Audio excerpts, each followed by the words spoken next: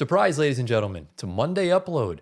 Not something I ever thought we'd do on this channel. This is the first time. And obviously, as you can tell by the title and the thumbnail, we're going to be revealing the biggest surprise on every NBA team. Boys, it's episode 95. We're on the way to 100 episodes. How we doing? I'm good. Yeah, we're good. 5 weeks away. Trade deadline tomorrow for us. Exactly, yeah. While So we're recording. at the time we're recording on Wednesday, we're going to be streaming tomorrow on Thursday, which you guys would have already have seen. So we hope you guys did enjoy it. We're going to be streaming a lot more as the season kind of, gets closer towards the playoffs and stuff like that. And, obviously we're uploading on Monday because the Super Bowl's on Sunday. We didn't really feel like it was right to upload it during the game because it would be like midway through the first. Yeah. So congratulations and or commiserations to the Seahawks fans and the Patriots fans. Not the Seahawks fans. Just the Yeah, Patriots no. fans. It's the Not- Seahawks. We're not fans. Seahawks fans over here. No, So. you're not a Seahawks fan. I am a Jets fan that hates the Patriots more than life itself. So I cannot have them winning.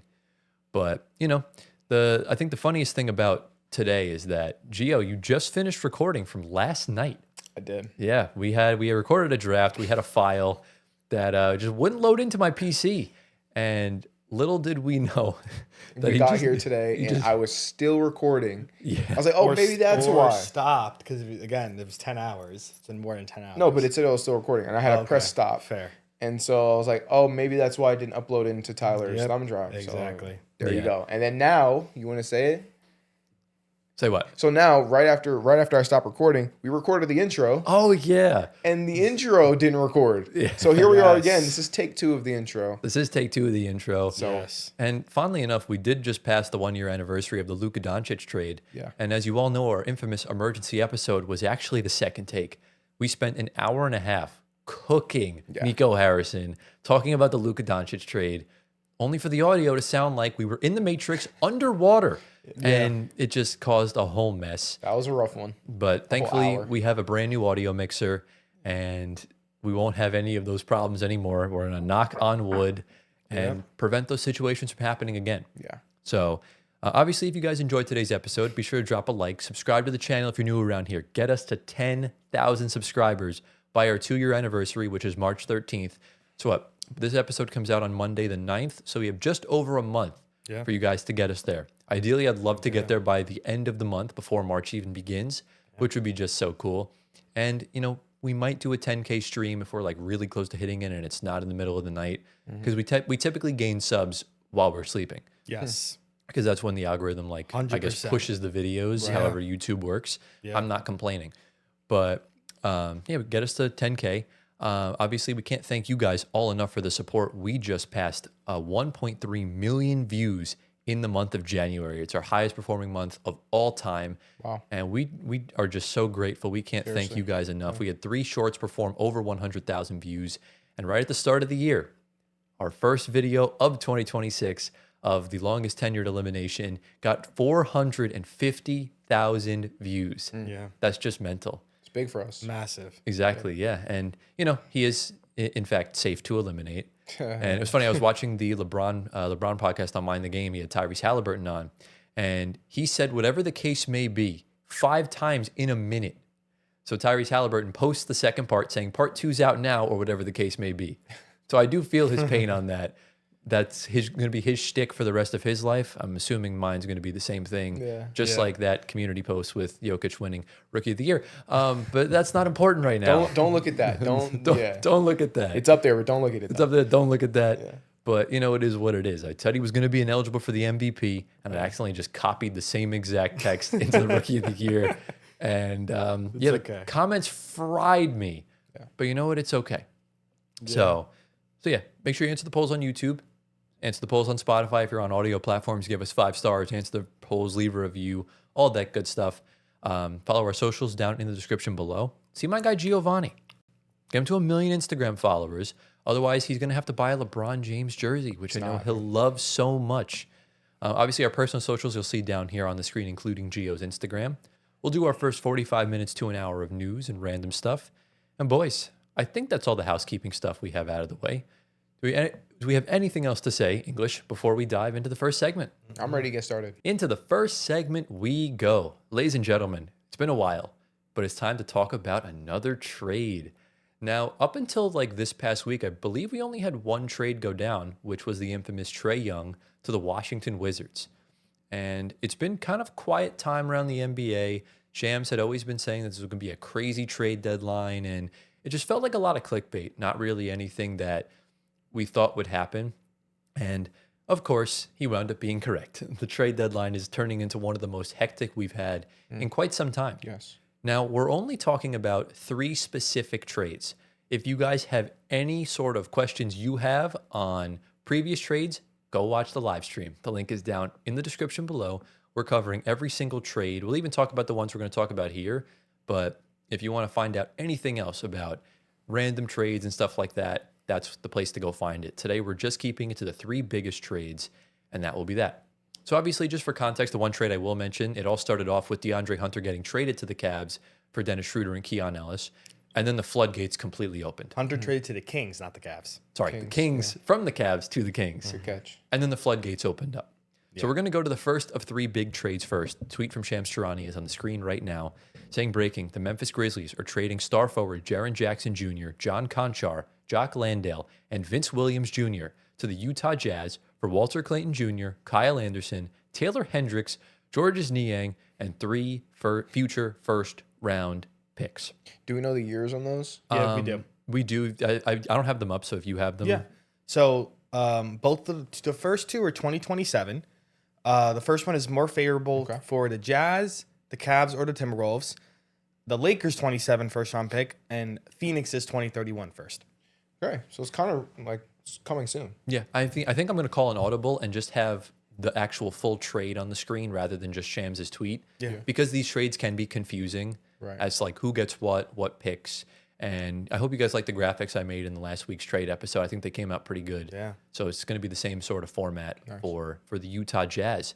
So we'll put a few more tweets up on the screen, and then we'll kind of bring it back to the main trade package. Yeah. The Memphis Grizzlies now have 13 first-round picks in the next 7 years. That ties them with the Brooklyn Nets and the Oklahoma City Thunder.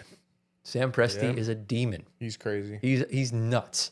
Yeah. So that's a tweet from, I believe, Sleeper Hoops. We'll put another tweet on the screen from Brian Windhorst saying on the Ja Morant news after the Jaren Jackson trade, saying they think this changes what the Grizzlies can expect back in return for Ja Morant.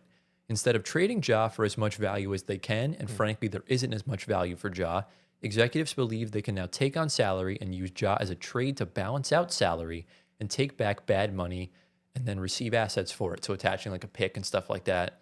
And right now at the time of recording, he'll be on a new team likely by the time this episode comes out. We're not sure of what they want to do, right? The value's so low. They're not working with Ja. They're going to get the best value in return. So we'll kind of come back to Ja at another time when it calls for it. And let's put on the screen the Utah Jazz rotation because this team looks really solid right now. Starting lineup of the following: Keontae George, Ace Bailey, Lauri Markkanen, Jaren Jackson Jr., and Walker Kessler. That is a starting lineup of an average height of 6 foot 10 inches that ties this year's Houston Rockets for the tallest starting lineup in NBA history. Yeah. 2 guys over 7 foot with a 6'10 guy, and Ace Bailey's your shooting guard at 6'9". That's crazy. That's crazy. Yeah. And you even go to your bench. Isaiah Collier just had 22 assists the other night. Cody Williams, Bryce Sensabaugh, who's been blossoming this season, Vince Williams, who low-key flirts with quadruple doubles every now and then. And then you just got the man of the hour last week, Jusuf Nurkic, and they just they just traded Jock Landale over to the Atlanta Hawks. So no more him on that team. But this team looks extremely solid. So Anton, we're going to go to you first because I know you love these sort of like rebuilding-esque tanking teams. So we're just going to ask you from Utah's perspective because this causes a lot of confusion as to why Utah would want to make this trade as they're tanking. They're really not sure what to do. OKC owns their pick if they finish outside the top 8. So explain it to, I guess, the confused viewers out here, or really even just anyone that might be perplexed as to why Utah would make this move. So I honestly think it's predicated on one thing. It could be more things, but I honestly think the emergence of Keontae George. I think because we always talk about how point guard play is substantial. Yeah. And if you have somebody that you drafted and it's kind of been a standstill for a few years, you're like, all right, like this guy may not be anything. We drafted Isaiah Collier as a first round pick. You know, he can come in, and Keontae comes onto the scene this year and transforms their whole, I guess, team in a way where he can be an all-star, but he didn't get selected. But future-wise, and he's putting up numbers that are insane. Yeah. Just out of the blue. And, you know, I think the emergence of Collier as well. 22 assists last night, backup point guard now to him, obviously. He comes in when Keontae George gets injured. But I think they see a window of opportunity here with Triple J, obviously predicated on his health. A lot of the trades we're going to talk about eventually is predicated on a lot of health. Right. Triple J, again, is a DPOY type player. You're putting him in a lineup with Laurie, who's, of course, offense first most of the time. Kessler, of course, mostly defensive as well. Filipowski as well, don't forget him. Yeah. That was the name I forgot to mention. Yes. We obviously think Nurkic is on his way out for possibly more picks because that's what kind of the message right now the Jazz are getting. I think for the Jazz, I feel like what Danny Ainge did is kind of just was like, let me call Memphis and see what they want for Triple J. Right. I feel like it was kind of that because they gave up, you know, Kyle Anderson, Niang, two guys that are not playing. Taylor Hendricks has not been the same since he broke his leg last year. Walter Clayton is kind of useless now because Isaiah Collier is blossoming into the best backup point guard for them. Right. Clayton's kind of, you know, just there. He was a luxury piece that he felt he had 20-something. You have to take him. And, you know, and then the picks, 3 first-round picks, it's kind of, you know, it's a lot. But Yeah, it is. they're going to get more from, I feel like, if you trade Nurk away. They took it on other guys and getting picks as well. And then waiving them, you know, just good business deals for Danny Ainge. But why did Danny Ainge do it? Is it because, like you said before, because the point guard 100%. play?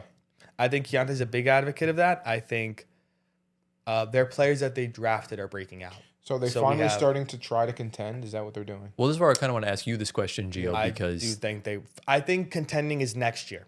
But I don't know. Are you fully bought in on a team based around Lauri Markkanen, Jaren Jackson Jr., and Keontae George in the West?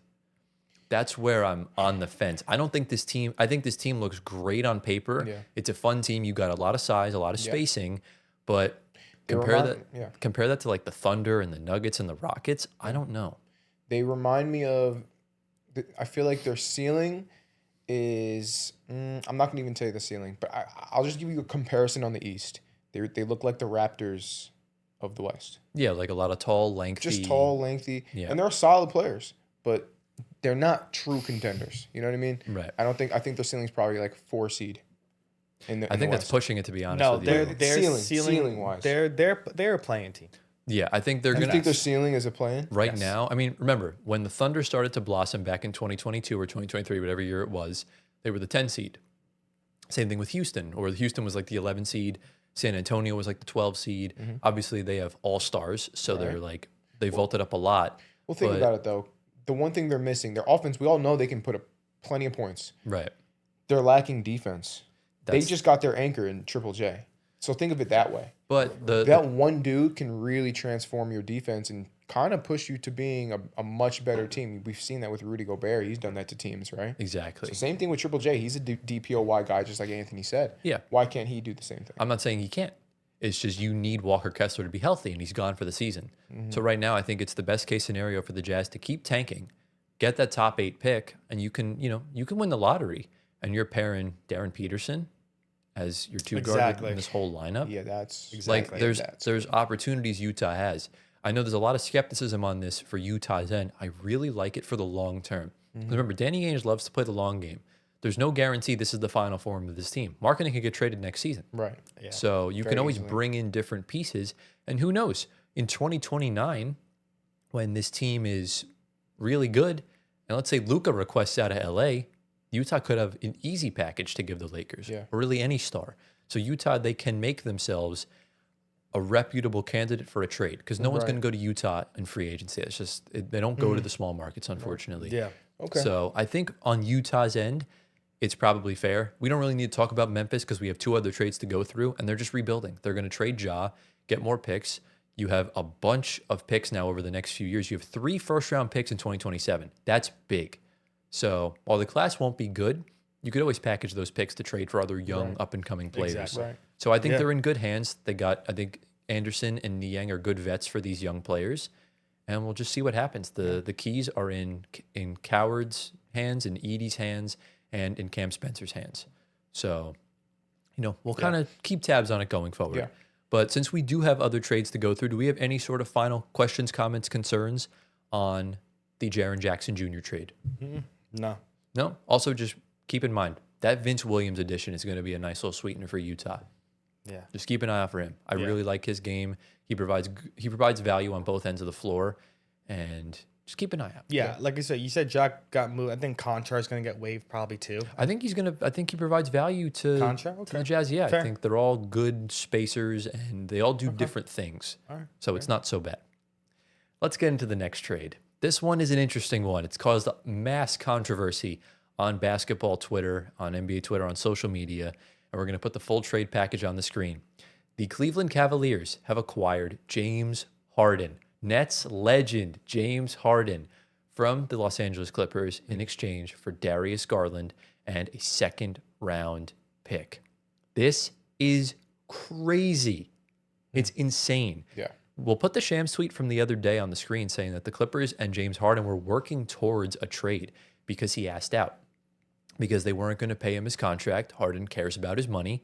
So what do? Get out of there. Go to a place where you're going to get paid. That's the sensible thing to do. Right.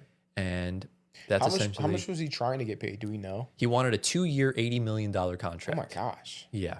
It's a lot for him. It's a lot, but he's been playing really well for the Clippers. He's rejuvenated his career. He was an all-star last season.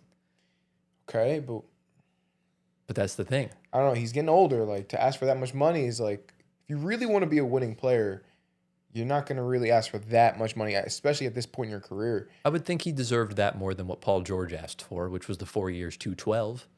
Yeah. But the interesting thing here is a tweet from Underdog saying the Cavs were reportedly frustrated with Darius Garland being in and out of the lineup per Kevin O'Connor. He said there's a sense he wasn't doing everything possible to prevent injury. Now, what I did the due diligence of taking some notes on Garland's injury history. And on the screen, we'll put all the data. In his first season, he played 91% of his games. In the second season, he played 75% of his games. Both of those seasons were cut short because of the COVID pandemic. So he played once it went back to 82 game season in 2022. He played 68 games in 22, 69 in 23, 57 in 24, which is his lowest of his career, 70%, 75 last year. And this season, obviously dealing with the turf toe, he played 51 games. And looking into these injuries as well, the season was cut short in 2020. He had the shoulder strain in 21, back soreness, he had an eye laceration, and then the past 2 seasons, he broke his jaw, and then turf toe has been irritating him the past 2 seasons. Wow. So, he gets hit in the face so many times. It's ridiculous. But we're going to start with you, Gio, because you love the Cleveland Cavaliers so much. Frauds. I guess I'll let you kind of pick which side you want to talk about whether for Cleveland or for the Clippers. What are your thoughts on both ends as far as if you're going to talk about Cleveland, thoughts on getting Harden and shipping out Garland and vice versa? Okay. I'll just start with Cleveland. I'm kind of confused about what they want to do, what they're kind of building over there. I don't see the value in James Harden that other people see. I guess maybe that's where it starts for me. Right. To trade away a guy that's 25 years old for a guy that's 10 years older than him. 35, yeah. 36. I think Harden's 36, so 11, 12 years older than him. Yeah. That kind of confuses me, especially I feel like Garland is a good player. Obviously, he's been hurt a lot. You just, listed his whole injury history. Yeah. But I feel like he's still he hasn't reached his prime yet. I don't think we've really seen his ceiling. Maybe we never will because of the injuries, but still, I don't think we've seen his ceiling yet. And that's partially because Donovan Mitchell is also a super on-ball player. Yeah. You know what I mean? So it's kind of limiting his Garland's ability to have the ball in his hands as much. But James Harden, I don't see that. You guys are not doing anything with James Harden. He might be a slight upgrade to Garland right now. He is. More scoring. I do think he is. But what else is he going to give you? I don't think, assists. I think Garland's not really the playmaker Harden is. I think Garland is, though. That's the thing. But we just didn't see it when he was in Cleveland. James Harden will, I think James Harden will get plenty of double-digit assist games for the Cavs. I don't think I think you're forgetting how good of a playmaker Garland is. I'm not forgetting it, but I think Harden's game meshes well with Donovan Mitchell better than what Garland's game did. We'll have to see it. I don't believe in it. I don't think it's a big gap as far as like who's better, but I do think Harden's the better player. I do think at this point in his, at least from right now, Garland looks like he's kind of plateauing. And look, the situation right now is this is not the first move the Cavs are going to make. There's been swirling reports everywhere that they're even trying to get a guy like Giannis. Anthony Davis is obviously out the door. We'll talk about him in a few minutes. But so they're really making moves. They're trying to get LeBron James in the offseason. Wow. And they want LeBron James, James Harden, Donovan Mitchell, Giannis. Basically, how much help does Jalen Tyson need? It's crazy. But that's what they're trying to build a really stacked team to really push these next 2 years until LeBron retires, because they know that's when Donovan Mitchell's time in Cleveland will be up. Okay. So if that's the plan, I get it. I totally get it. If it's just get James Harden, Donovan Mitchell, that's it. What are we doing? I see where, even as currently constructed, I see how it can work in the sense that Harden works well with a lob threat center with Jared Allen in the dunker spot. He'll find the open space and stuff like that. I'm not saying he doesn't do it. Yeah. I'm just saying Harden's game. I remember he was on my team for a year and a half. I saw what he did on the floor, and I know he's going to break out a guy like Jared Allen. It's going to be something he does. Whereas Garland might have just been struggling with inconsistencies. I know he's an all-star caliber player. Right. So it's tough. Just staying healthy, I guess, for him. Yeah. So, yeah. Anthony, anything you want to say on that? Well, yeah. I mean, you want to speak from another perspective? I'm going to also touch, there is a predecessor move to this. They get off DeAndre Hunter to shed a lot of money. Schroeder, comes in as well. Schroeder can start minutes as well. Cable backup point guard, Ken Ellis comes in as well. Makes Garland a little more expendable. You kind of have a safety blanket for Harden a little bit. That was the first move before this. I know Cleveland fans love Garland. Drafting your own players, you always have a connection to them because they're homegrown. I feel like it's with every team. Yeah. Harden is, I was asleep when Shams tweet out when they were discussing trade. So I woke up and I was like, what's going on? Like, why is this a thing out of all people? And Cleveland of all places too. And it's, Garland is kind of the expendable one in this case because, guard for guard. For the Clippers, it's a high risk, high reward. And I told you this before we started recording. Yeah. Gio said it's kind of not high reward. I think it's high reward because Garland can be an all-star when healthy. And we've seen that. I said that for the opposite team. Cleveland, yeah. And, LA gets their best capable point guard probably since Chris Paul when healthy. Harden's not really a point guard. I mean, it's more of a... He can play a point guard. He can, but he's more of a 2, realistically. At this point in his career, he's definitely a 1. I think so. Fair. Because he's not attacking to score anymore. He's doing everything. But yeah, listen, LA couldn't pay him, as we said. And someone comes calling and gives you Darius Garland. I think it's kind of a worthy return, to be honest. Absolutely. And you have to. You have to give up the younger piece. This is why the Nets should have got Tyrese Maxey when they traded James Harden. But, of course, Sean Marks got bitched by Daryl Morey. Like, there's absolutely no reason why we shouldn't have even asked for Tyrese Maxey, but we didn't. And again, that's that's what happens. We wind up with Ben Simmons, Seth Curry, and Andre Drummond. So this is a good return for the Clippers. And at the end of the day, Harden's definitely not lasting more than 3 years in Cleveland. Because when he inevitably drops in the playoffs and then asks for a trade because they won't pay him, then that's the thing. There you go. When you're the Clippers, you're kind of like just taking him at this point. You're giving us Darius Garland, like absolutely. But there's also no guarantee that Garland pans out the way we think he will. Exactly. That's very true. So it's kind of a double-edged sword because you have an injury-prone player going to the Clippers. That's not a good sign. Yeah, especially to play with Kawhi Leonard and Paul George and stuff like that. Well, Paul George isn't there anymore. Well, previous past. Oh yeah. But that's kind of the thing. We don't really know what's going to happen. But based on this punishment that Adam Silver is going to give the Clippers, Garland is essentially a good replacement for multiple first-round picks because they're probably going to take them away. And you don't have your other first-round picks because you gave them away for SGA. Yeah. Right. So that's kind of the situation. Or for Paul George. So I'm very interested on the East and because we'll talk about this tomorrow, but a lot of moves in the East are being made for teams that are getting better. Yeah. Harden coming back to the East for Cleveland is very interesting. See how that pans out because we've been talking about him on LA for a long time since he's been there, and the rejuvenation. So going to a team like this, it'll be interesting when we played in the Knicks. Honestly, I want to be interested in that to see how it goes. I do genuinely believe right now, as currently constructed, the Cavs are an elite wing away from being a title contender. I think that's the one thing they're missing, because you know. have a really good backcourt right now. Right. Harden, Donovan Mitchell, Evan Mobley, and Jared Allen are probably, I would say, a top 3 double big lineup right now in the league. I love Jalen Tyson. He's not ready for playoff basketball yet. He's good. If you could think about it this way, right? Even if you have to part with one of your other young pieces, if you could facilitate a way to help the Wolves get Giannis and take on Jaden McDaniels, you got yourself a really good team, or even something along those lines. Even if you go for a cheaper option somewhere out in the NBA, like even if you go for, I can't even think of a name right now because there's just so many options. Kelly Oubre, I don't know. Kelly Oubre, nah, not really. You need someone defensive minded. Najee Marshall. Najee Marshall would be a great addition for them. Yeah. So What about Mikal Bridges? no, I don't know. Listen, Najee, someone. I mean, listen, we'll get into AD later, but Najee could be on the move next, and it could be somewhere big. Exactly. So we'll have to. I do think the Cavs are right there. I still think up top it's Detroit and New York and Boston. I think Cleveland's just a little bit below that.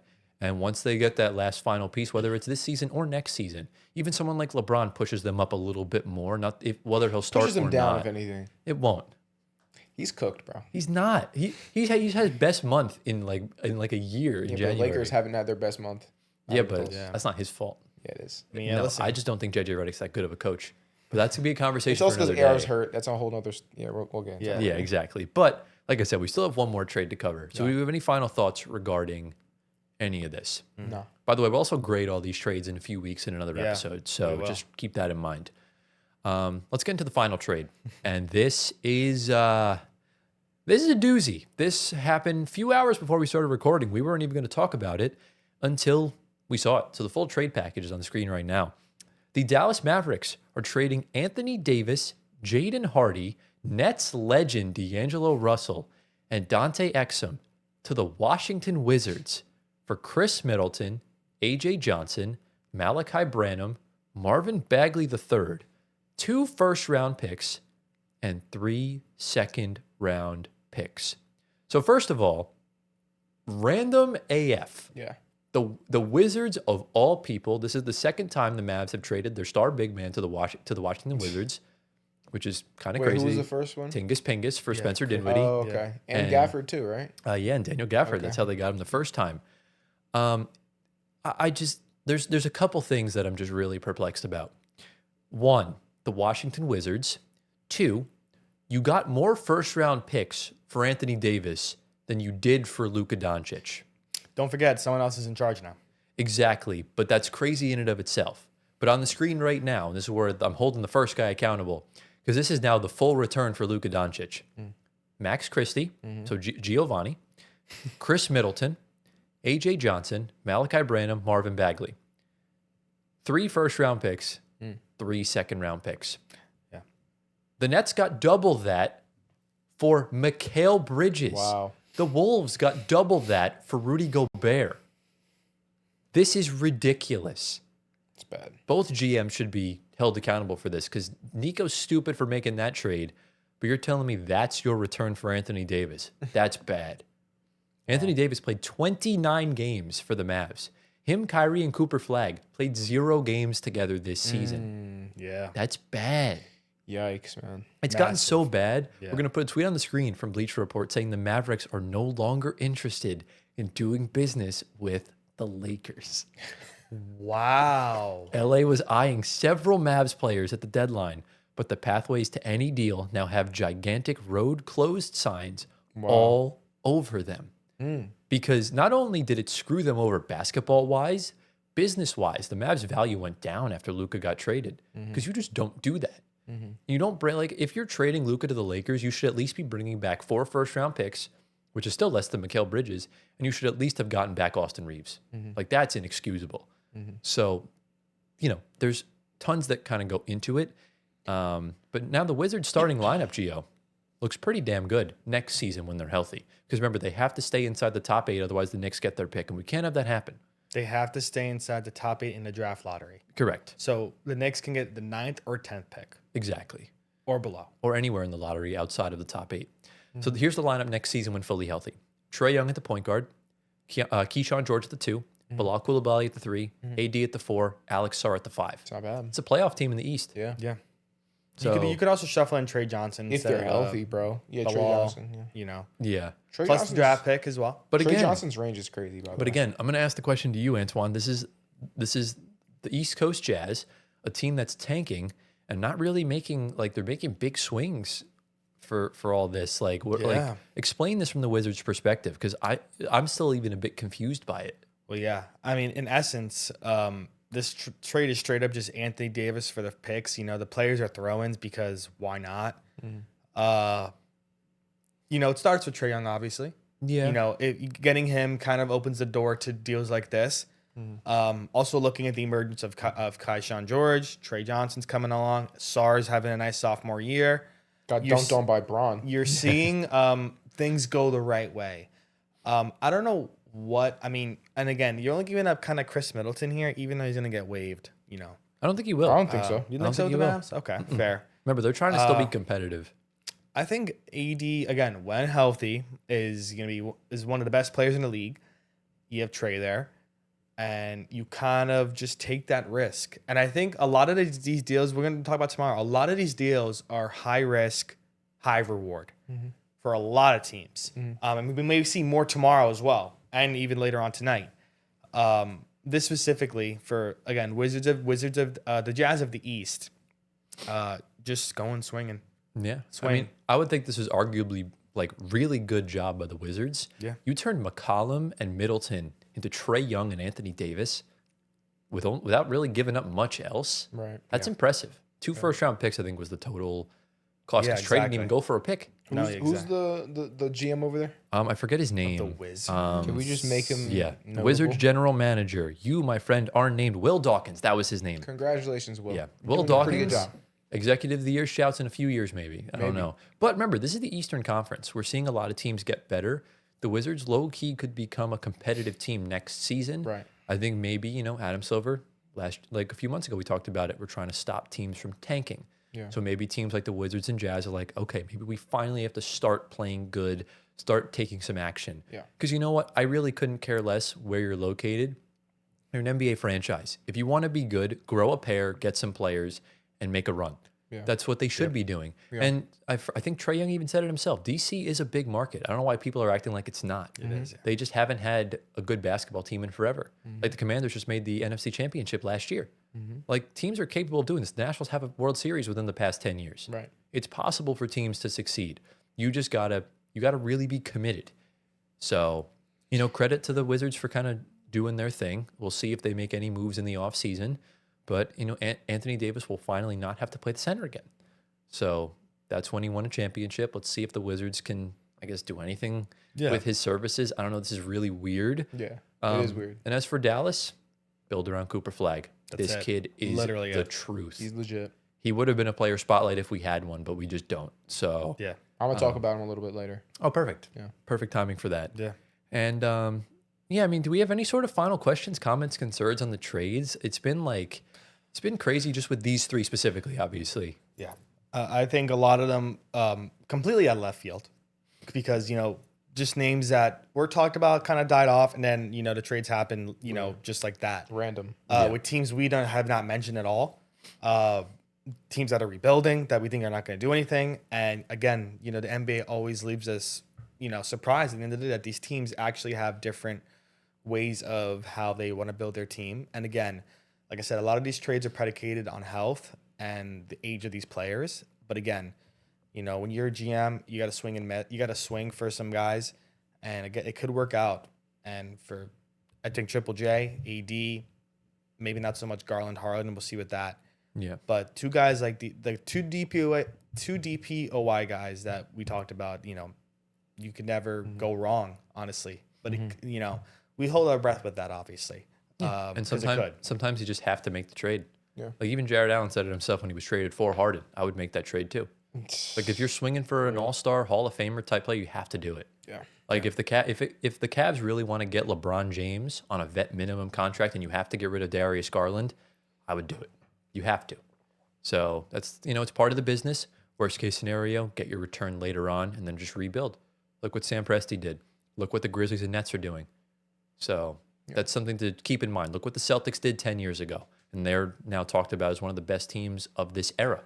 Yeah. So it just takes one reset. You just got to play your cards right, and you'll be okay. So don't be the 2010s Nets, and you'll be fine. So let us know down in the comments. What are your thoughts on these trades? Who won them? And everything of that nature. And boys, are we ready to get into the next segment? Let's do it. Into the next segment we go. Ladies and gentlemen, welcome back to Tyler's Team Spotlight. So for those of you that are new around here, the Spotlight segment is I choose a player or a team that's either playing really well or playing really bad. Last week, we talked about the improbable rise of Jusuf Nurkic and his triple-double streak. If you guys do want to go check that out, the link is down below to go watch it. And boys, let's just not waste any more time. We were going to talk about this team last week because they were playing incredible basketball. And, we couldn't ignore what Nurkic was doing, so we had to push it off a week in the hope that they would keep playing this way. And the good news is they are. They are playing out of their damn minds, and they're making a push towards the playoffs. And we're talking about the Charlotte Hornets. I'm so happy about this team. Man. It's incredible. This team was a joke up until maybe a few months ago. I always believed in them, though.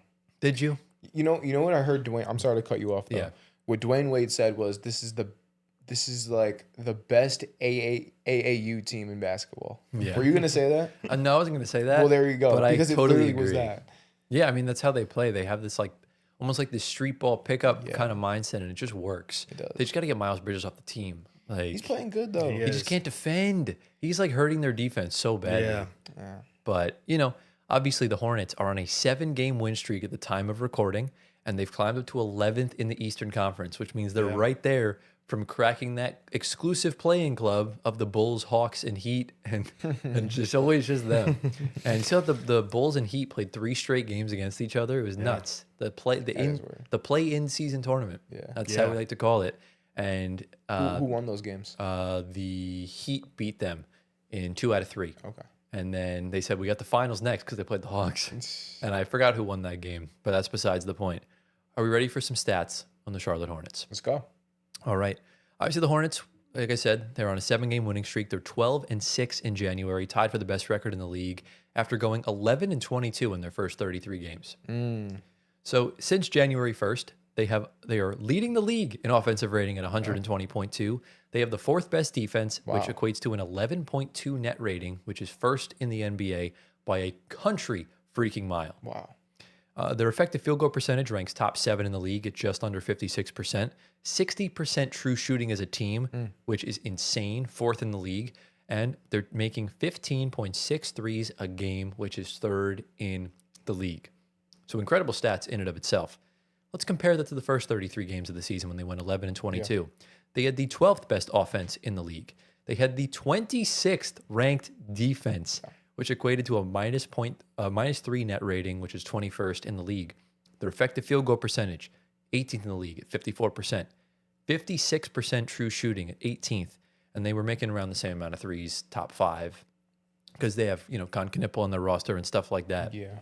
What's really been standing out for me with the Charlotte Hornets, especially in this point of the season, has been their defense and their rebounding. Since January 1st, they are leading the league in both rebounding percentage and defensive rebounding percentage. They're 2nd in the league in offensive rebounding percentage. You guys can see the numbers on the screen right now. They are 2nd in the league in second chance points allowed. They're only allowing 12.6 second chance points a game because you're hogging the glass so much. They're not, teams aren't able to get the rebounds and put them back up, or as LeBron would say, whatever the case may be. They are they are 5th in the NBA in opponent field goal percentage. So teams are shooting 44% from the field when guarded by Charlotte Hornet players. Or if you take a team with the Nets or Pacers, teams are shooting upwards of 55%, and you're getting blown out by 50. And they are 3rd in the league in opponent 3-point percentage. So their defense is working wonders everywhere. Teams are shooting 32%. Wow. And if you compare that to the first 33 games of the season, they were 3rd in rebounding percentage, 2nd in defensive rebounding percentage, and 5th in offensive percentage. They were still good because you have guys in your team that can rebound. We've seen Diabate go off for some games. Kalkbrenner is just a dunk rebounding machine. He's huge. And you got taller guys in your lineup like Miles Bridges, Brandon Miller. They're not like these 6'2" midgets. Yeah. They're capable they're athletic. They're capable of that. doing everything. Even Grant Williams, who's back from his ACL injury, he's been a big spark off the bench for them.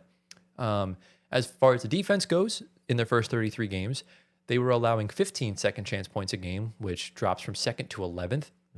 They were 27th in the league in opponent field goal percentage. Teams were shooting 49% when guarded by Hornets players, and they were shooting 39% from three, which is dead last in the NBA, which means teams were shooting the best from three when being guarded by Hornets players, which is just crazy. That's hilarious. Shall we talk some players? Please. Gio, it's time to talk about your guy, LaMelo Ball, who is hooping his booty off this season and somehow wasn't an all-star. Somehow MPJ wasn't an all-star. Yeah.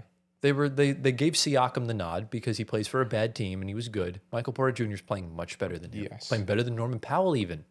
But it's okay. Howell got robbed last season. I digress.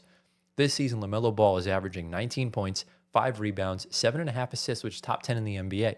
On shooting splits of 41% from the field, 36% from three, and 88% from the free throw line, which ranks in the top 25 in the league. Because he's got a decent free throw rate. He's got a pretty good whistle because he's a driver, rim runner. Yes. The whole 9 yards.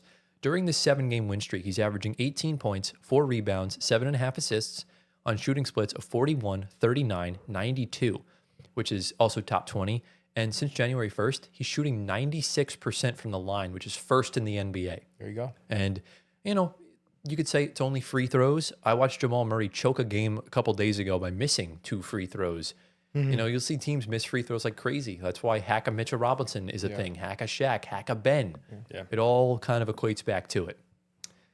And LaMelo Ball has only missed 10 games this season. Yeah. You see, when he's crazy. healthy, they're good. Well, it's not that. It's because he finally has some help around him. That too. And speaking of help, it's time to talk about Knippel. Please do.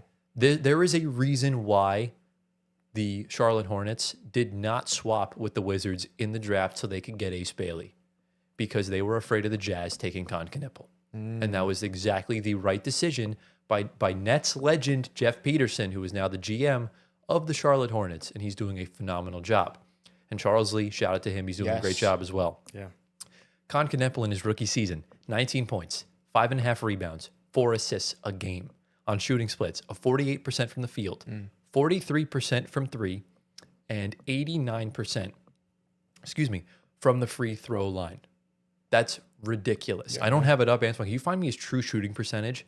Because that's really the number that really tells the tale. I'm just going to be honest with you. I forgot to write it down, but it's definitely very high up there. Yes, it is.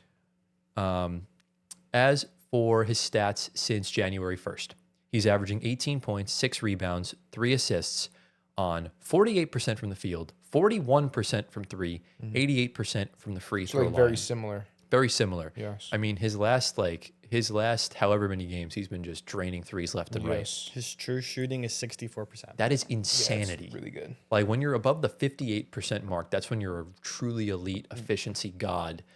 And let's put some tweets on the screen on the Real app. 3-pointers made as a rookie. Knippel at the time of recording had 166 through 50 games. 166 threes were made by another rookie. Took him 80 games, and his name is Wardell Stephen Curry. I knew you were going to say that. Yeah. He broke the 3-point record in his rookie season, which is it's crazy. Yeah. And then we're going to put a tweet on the screen from Automatic NBA, one of the bigger NBA accounts, and it shows rookie shooters since 2000. It's a big chart saying Knippel shooting through 50 games. He's shooting 8.3 outside field goal attempts per game. He's plus 9.9 on his outside. It's I forget the name of this stat. It was REF. It's named REFG percentage. I forgot. Oh, it's the readjusted field goal percentage. I'm pretty sure it is, which is insane. I mean, he's pretty much like shot up to the top of the graph. He's like right in like the top corner on 89.2% from the free throw line. That's like elite efficiency for someone of his caliber, which is just it's nuts. Like you don't really expect those types of numbers from a guy like him, considering he's a rookie. And we knew he'd be kind of raw coming in because that's kind of how the Hornets were looking. I definitely didn't expect Khan to be this good. He did because he's a Duke guy. You saw it from the beginning, bro. That's a rare thing. And you know what? Credit to you, Anthony. Plus, you don't watch Duke basketball, Gio. He is the Steph Curry of Joe Harris, is what you put him the other day. Cooper and Khan are like the most NBA-ready players playing for Duke. Yeah. Oh, absolutely, yeah. But it's not just them two. Like, it's not just them two. Get into the other players in the Hornets that are really because you just said their names. They're pretty much averaging the same numbers they were before. there's other guys that have stepped up, and they're kind of the reason why this team is elevated. It's mainly the next guy. Well, I'm about to hold my hands up and apologize to Brandon Miller. Yeah. Because he's the next player I'm going to talk about. This is him. This season, he's averaging 21 points, 5 rebounds, 3 assists on shooting splits of 43% from the field, 37% from 3, 88% from the line. That true shooting should be around the same mark as like Con Kneppel, maybe a little bit under. Yeah. Probably around, if I were to make an educated guess, I would say around 55% true shooting would be my best guess because the 3-point shot's not there as much. 56. I was close enough. You on it. Exactly, because it's basically those 3 stats kind of combined into one with a few other nooks and crannies filled with random stuff. Right. I have a couple tweets regarding Brandon Miller that I'm going to pull up right now. Over his last 10 games, he's averaging 25 points on shooting splits of 51, 44, and 98. He's got 68% true shooting in the last 10 games. There you go. 140 plus minus and an 8-2 record. So it's him. So it's him, yeah. He's the reason why this team has elevated and won 7 of their last 7 games. Absolutely. Yeah. And I'm pretty sure there was a tweet, if I can find it, I'll put it on the screen, of the top 3 leaders in plus minus. I believe it's LaMelo, Brandon Miller, and I believe it's Diabate as the last one. Of that. Oh, I actually found it right here. It's the tweet from Underdog. It was LaMelo Ball's in first at 205, Brandon Miller's second, Diabate third. And that was they're tied for the longest win streak since 2000. And there was a thing Scott Van Pelt said on SportsCenter. They're the only Big Four team that has not won 8 in a row. Ooh. So here it comes. Hopefully, are they playing tonight? I don't know. I hope so. The Hornets? But here's the thing, though. I want to say about the Hornets. But before you do, I have one more thing to share. Yeah. Is that in his last 15 games, Brandon Miller is shooting 53% on pull-up 2-pointers. Yes. Bring back the mid-range, Brandon Miller. Show us how effective it is. It's still an effective way to play the game. It is, man. It's great. So he's showing us that, and I appreciate that. So that's all the stats I have on the Charlotte Hornets. I apologize that it took 12 minutes, but let's throw the floor over to you, Gio, since you are a big Hornets supportist, propagandist, believer. All of it. Exactly. All of the above. Speak to them. I love this team. I love watching this team. Even when they were bad, I've said this even last year, they were one of the worst teams in the worst conference in the league. Yeah. And they were still fun to watch. Now imagine if they're good. This is so good for the NBA, is it not? It's great. That this team, the AAU team of the NBA, is finally starting to figure it out. I love it. Shout out to Charles Lee. He's doing a tremendous job, right? Whenever we see defense improve, I always credit the coach. Yeah. I always credit the coach. So Charles Lee is doing a great job. Also, there was this one play where Charles Lee ran into LaMelo Ball's face. Did you see that? Yeah. And so after the game, Charles Lee puts like a constructor helmet on his head and starts running towards LaMelo. LaMelo's running away, laughing. They're having fun. Exactly. They're having so much fun. And so that's what you want to see. A young team in the NBA winning games, having fun. It's so good for the league, and I'm here for it. I hope they continue this. They give me vibes of the Pacers. Yeah. They're nowhere near as good when Not fully yet. constructed. Yeah. They're getting there. Yeah. But when you have a star point guard, you have a guy that can go on a 3-point heat check at any point. Mm-hmm. They're playing team defense. They're pushing the pace up and down the floor. They're nowhere near the pace level yet, but they're getting there. And I think when you have a team that wins by committee and they're having fun while doing it, that's it. And you have a really good defensive-minded head coach, I think that's the best thing possible. 100%. Now, and there's no unselfishness, to your point. Exactly. No unselfishness. They celebrate each other's like big games, right? Successes. That's what exact successes. So if Brandon Miller drops 38 points, everyone's gonna be like throwing the whip, like the pie in the face, whatever, like all that. They celebrate each other's victories. That's what you love to see. Exactly, and that's kind of you look for players like that, where someone made a funny joke when, remember when Vucevic hit the game winner against the Blazers, and he was upset in his interview because they went 1 of 15 in the fourth quarter. Someone was like, "Oh, Missoula must have loved that," which is why the Celtics traded for him. Yeah. So there's things like that there's characteristics of this team that remind me of great teams. Yes. This is the start. We'll be looking back on this moment in 4 years' time, when hopefully the Hornets are competing for championships. Right. Because Charlotte's never been to the finals. They've never even been deep in the playoffs in forever. Right. So that's something that is, has to be said for something. Right. So Antoine, what have you been seeing from the Charlotte Hornets this past season and these past few weeks? I love a specific player more than the team. Yeah. Um, I think there's a couple. I think there's two players you love more than the team. well, yes. Yeah. Specifically, I mean, they nailed the draft this year. Yeah. Props to them. Sion James, don't forget about him. That's the other player I was going to say. Ryan Kalkbrenner. Now, I mean, Diabate's kind of been starting now. Playing great, though. Love Diabate. Yeah. He's great. They have a nice 1-2 punch with those two guys. Yes. They have the makings of, a nice big three going. LaMelo's definitely not getting traded now, Gio. Okay. Brandon, all these guys they're drafted in a top 5 recently from them.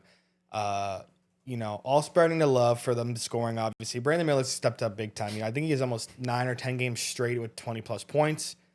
Khan is, the Swiss Army knife guy, does everything. And Lamelo is the facilitator. And, you're seeing a team that's, I guess, putting all the bad juju that's happened to them in the past aside, Hold on. We totally forgot. They have Kobe White now. They have Kobe White now. Yes. I forgot about I that. was going to say Sexton. that. I was going to say that. Yeah. Kobe White's coming to the team now. Backup point guard, 6th man. Upgrade over Colin Sexton, in my opinion. I think. Never mind. Don't even say. No. Finish what you're saying. I get it. Sexton. I understand why you would say that. Sexton was playing great, though, defensively specifically. That's another reason why they've been playing great. He's a really good defensive guard. Anyways. I mean, Kobe also is a free agent at the end of the year. He may not come back. That's probably just. I mean, who knows? Maybe. But yeah, I mean, you have a starting 5 that's doing phenomenal. Miles Bridges, is kind of there. He could get moved low key. Who knows? But again, I was gonna say also, the 1-2 should have been Cooper Fly, Knappel. The Spurs kind of, I don't think so. I think Dylan Harper just hasn't had the opportunity Con has. I agree. No, I agree with Anthony. I do think Knappel was the better fit for San Antonio. Oh, for San Antonio? Because if you're drafting, I understand how incredible Dylan Harper is as a player. He don't fit on that team right now. They got De'Aaron Fox. They got Stephon Castle. I don't know where he's going to find actual developmental minutes. Right. Because I'll put you plain and simply, this team's going to make a deep run this year, and they're going to be contending next year. Right. And So you need a guy like Con. While Dylan Harper's a great player, I don't think he's going to reach his full potential on this team. Which is why I think if the Spurs do make a big time trade, he'll be the player included. Because you're going to stunt his growth unless someone like Fox requests out, which I just don't see happening. I mean, you could say Philly, but Philly is nice with Edgecombe. I think that's kind of a toss-up. Dylan Harper, kind of, because the guard room is so full there. You could have put Con right into that starting 5. No one thought Con would be this good, though. That's Con yeah, well, then why don't you work for the Spurs, bro? Con had a ton of critics. The problem was that Ace Bailey was too raw for anyone to take a risk on. Right. He would have been the perfect fit for that Spurs team. He would have been the replacement for Harrison Barnes. Right. But Ace Bailey's got a lot of risk. I would say, honestly, he's the most expendable player on the Jazz right now. Ace Bailey? Yeah. Because I feel like if the Jazz do make another move, he'd be the guy to go. If you wanted to maybe have a renaissance with like Donovan Mitchell, for example, as like a shooting guard, if he requests out, but that's, a fantasy scenario that will never happen. Yeah. Well, I mean, listen, I said draft night, Charlotte was taking Con at 4. I had that booked. I was like, you got to take this guy. Yeah. Goes right to the team that needs someone like him to just get him out of where, that bottom barrel. Charles Lee's doing phenomenal. And just keep building. Kobe White's a great addition. Yeah. I don't know. I'm not a big fan, but we'll talk about that. Oh, I love Kobe White. I like Kobe White. Oh, I love Kobe White. I don't know if I like the fit. Oh, I love the fit next to LaMelo. I think it fits. I love the fit next to LaMelo. We'll see how it pans out. I hope it pans out. He's just not going to start. Because you're going to have to start LaMelo, Con, Brandon Miller. Yeah, you have to. And then, if you do want to bring Miles Bridges off the bench, potential of moving everyone else down and playing Kobe White. Small ball? Yeah. Not necessarily small. You need the size. You're the best rebounding team in the league for the past 7 games. You got to keep the size. Yeah.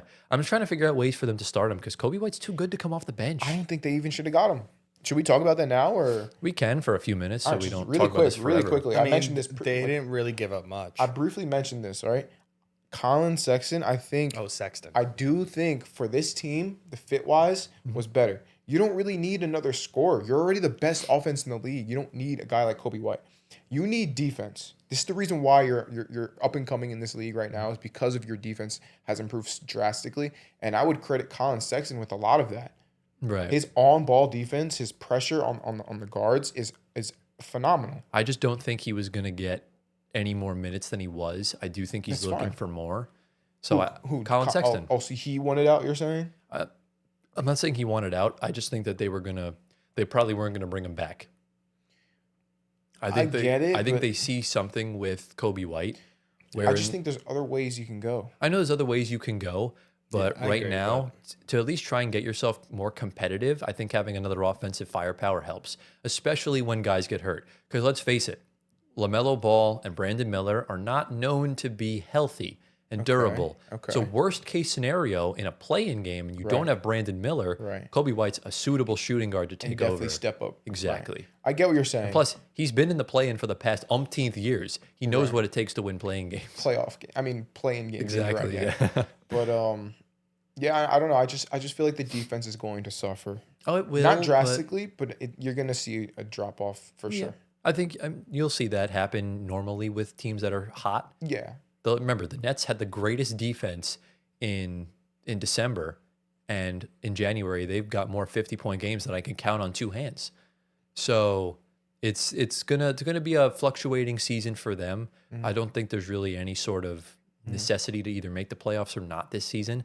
Do the best you can, work with what you got, and the next season go for the playoffs. Get yourself into the top 6, and then you'll be okay. Okay. So fair. That is all for the Charlotte Hornets. Shout out to them. Shout out to Charles Lee. Did not think we'd even be talking about them this season in a player spotlight. But you know what? This episode's about surprises. And we've seen this week and last week, surprising packages can happen in the NBA. So let us know down in the comments. What are your thoughts on the Hornets? And what should they do from here? We've reached that point in the episode. Are we ready to reveal some more surprises? Let's do it. Welcome to the second half of the show, ladies and gentlemen. It's the main segment. As you can tell by the title and thumbnail, we're going to be going through every NBA team and picking their biggest surprise this season. So, I mean, it's kind of similar to some of the other shows we've done about like buying and selling stock in some players, but these are guys that we just didn't really expect on having a good or a bad season. I'm sure this is mostly good and a couple bad, kind of along those sort of lines. And I guess the first question I'll ask for you guys, was there any specific criteria you had for both ends, whether a good surprise or a bad surprise? Well, yeah, I mean, it's something that we have not seen for this team happening this season. Right. If it is a bad thing, probably the same thing. I actually have a couple bads in mine. Yeah, I don't think I have. Wait, do I have any bads? Hold on. That might mean I'm a negative person. There were two teams that I'm stuck on. I have one for good and one for bad, and I'll probably just ask you guys which one I should pick. Yeah. I think I have one. Yeah. I think I just got bad teams, maybe. You could. You're also just pessimistic. Am I? Yeah, you might just be. You're very critical of guys like... I guess I am critical, yeah. You might just be critical. Yeah. But you know, it is what it is. But yeah, we're going to go through. We're going to alternate. We'll do our normal speed round in the middle, and then we'll kind of close off with, our big-time players or any sort of players that we want. Yeah. So let's just not waste any more time because this is a longer episode. This might extend to about 2 hours and 20 minutes plus. So we're going to go in order of Antoine, Gio, then me, and we'll kind of just go from there. So Antoine, let's begin with round one. Make sure you just say the team first. That way I can do the overlay and everything of that nature, and then who your player is. Yeah, I mean, I have a list here. I'm going to probably start off the top. Gio, you want a banger? What? You want a banger? Yeah, please. You want... Not that, Gio. What? You want a banger to start off. I do want a banger. Because we are going to Sacktown. Okay. Ooh, okay. Talk about it. Gio. Yeah. What is the Sacktown surprise this year? Well, of course it's Russell Westbrook. Who else would it be? Oh my goodness. He's a magician. Yeah, he very much is. It is all about Russ rejuvenation. I like it. And that's what I have written down in notes. I like it. That's good for the thumbnail, so I appreciate it. Wow. I like having Russ in the thumbnail potentially. Oh, yeah. It is. Listen, I mean, looking at the Kings, I could have probably also put Maxine Reynaud, but he's kind of dipped off. Yeah. It has to be Russ. Yeah. Russ has played the second most games so far, besides DeMar DeRozan. Shout out to him, too. He started all 51 so far. Russ dropping 15, 6 and 6.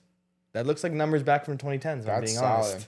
Not in his prime, but not prime. Good post-prime numbers, though. Yes. I think his shooting is a lot better than recent years. If I pull up the splits, we're looking at 43 from the field, 35 from 3. That's his highest since since We're a while. going back to like way OKC days. Way back. Yeah. No, Clippers days maybe. Yeah, OKC Clippers days. Yeah. Free throw 70%. He hasn't been over 70% For a while. since before COVID. COVID messed him up, bro. Insane.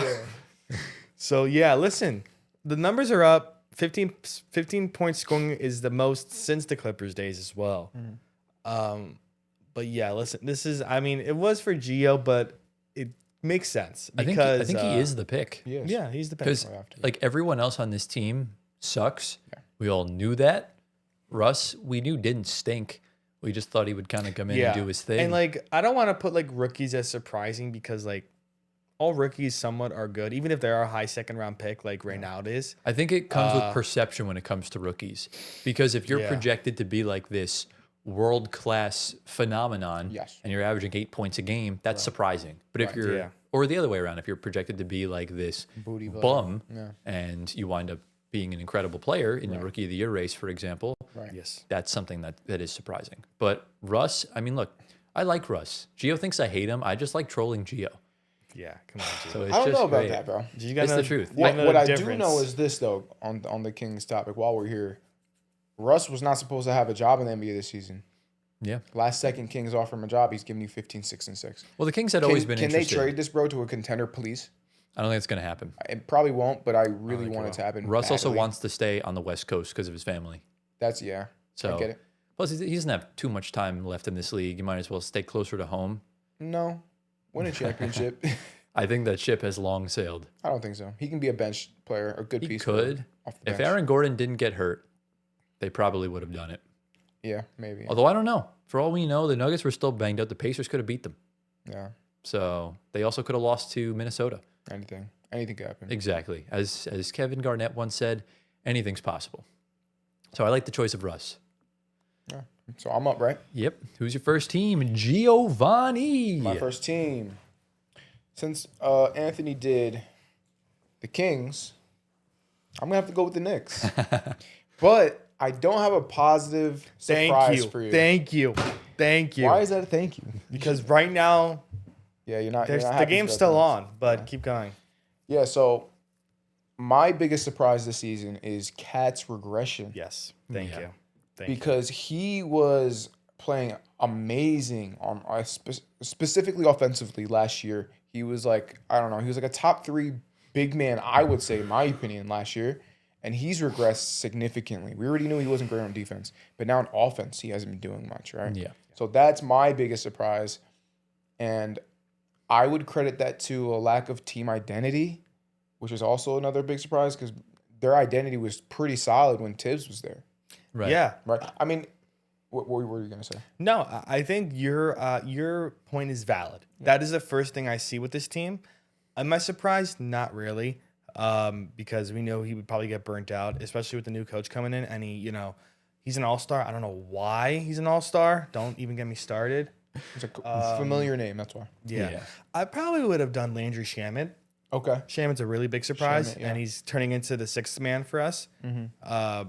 Just coming back from injury. I was thinking of Tyler Kolek if he continued to do what he was doing, but he's kind of dipped off. He's kind of dipped off, but I still probably would have picked him. Kolek. Yeah. Really? Yeah, Kolek came the fact that he's playing is shocking enough. It is, you're right. Because, I mean, if you guys remember the players to sell stock on, I got a lot of flack from both of you guys and in the comments for picking Cat to sell stock in. And I've seen the light with Cat. Okay. Yeah.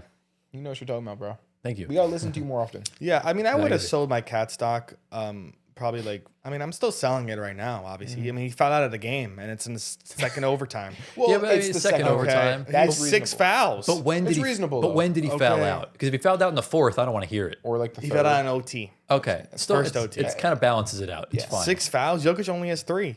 He's That's half. insane. Yeah. Okay. So, it is what it is. I think at the end of the day, when it comes to Karl Anthony Towns, the offensive regression is shocking. That's shocking. Yes. Because he is prolific offensively. He's probably the best shooting center of all time.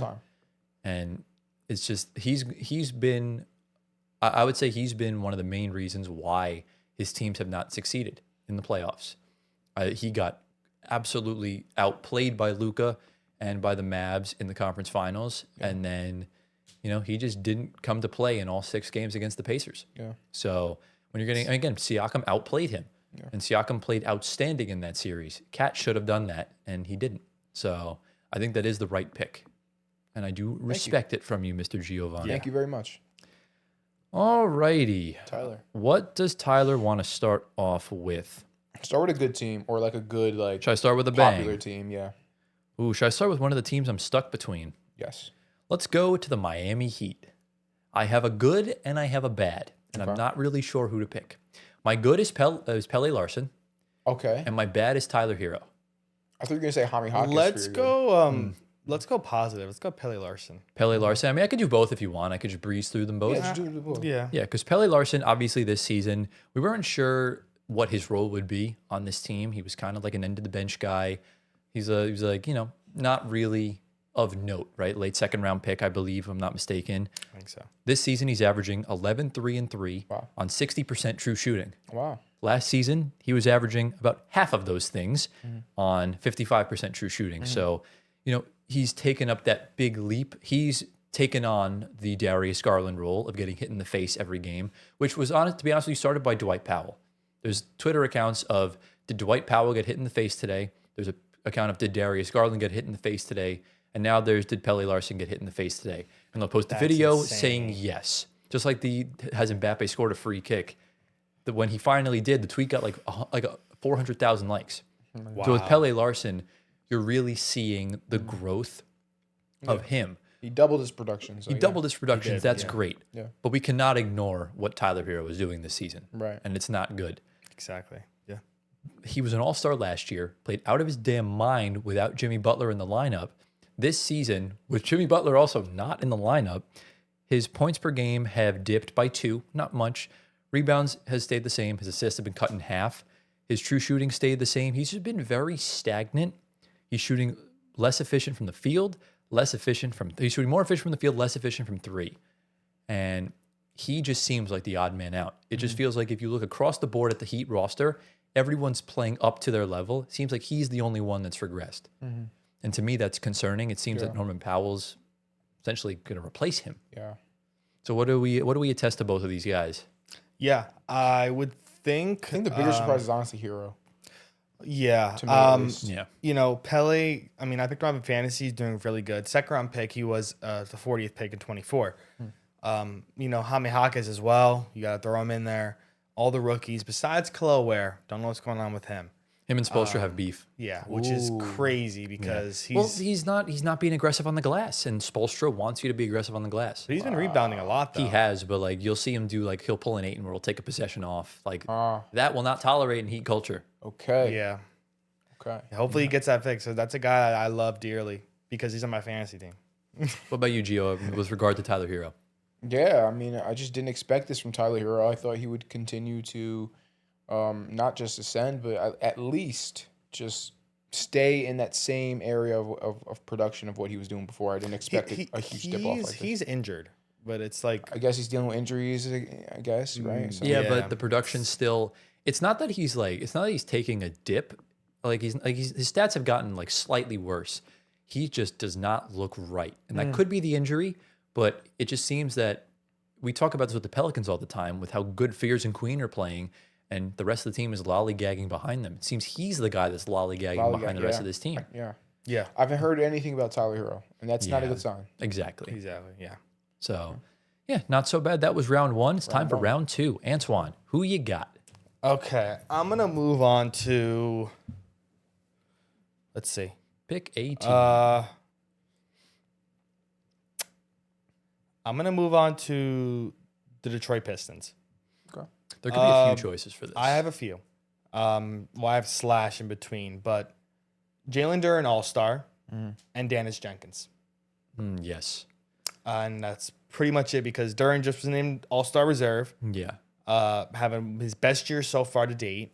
He's averaging 20 and 10 or 20 and 12, I think, around. 20 and 12, I believe. 20 and 12. And then, Dennis Jenkins out of nowhere. Now he's back at point guard because Ivy's gone. Yeah. So we know that for a fact now. So I think this is a pretty easy fix. Yeah. Dennis Jenkins, but Jalen Duren for the thumbnail.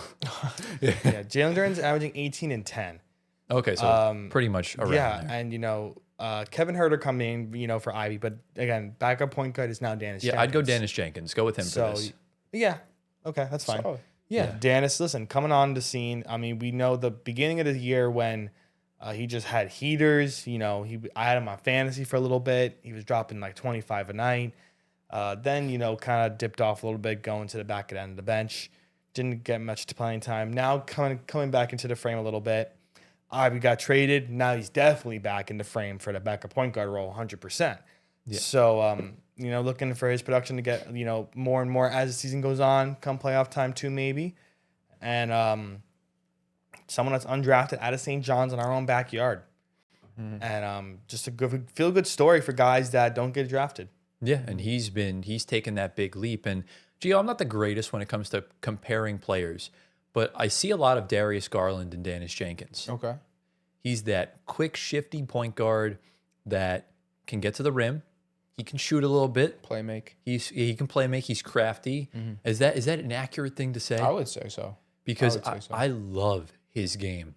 He's just his confidence is the most impressive thing, because you'll see him take on anybody. Whether he could just pull up into a floater, his mid-range game is beautiful. He's a good rim runner. He could shoot. He can defend.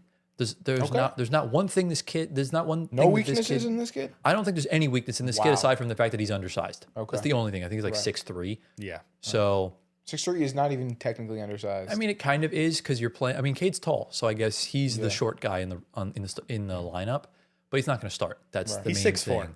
6'4", close enough. That's short. That's short compared to me because I'm taller than that. But that's a flex. Yeah, exactly, yeah. But with Dennis Jenkins, I think that's the main reason why Jaden Ivey got traded. Right. Because he's so good, he's so much cheaper. Because Ivey's already been in the league for 4 years, and he just broke his leg last year. It's so much risk. Mm-hmm. Go with the younger guy. Go with the cheaper guy. And who knows, if the Pistons and Knicks meet in the playoffs, if you guys lose, he will be a big reason why. So that's a good point. Shout out Dennis Jenkins. All right, let me get into my next team. Get into your next team. Good, G-Man. We got the Warriors next.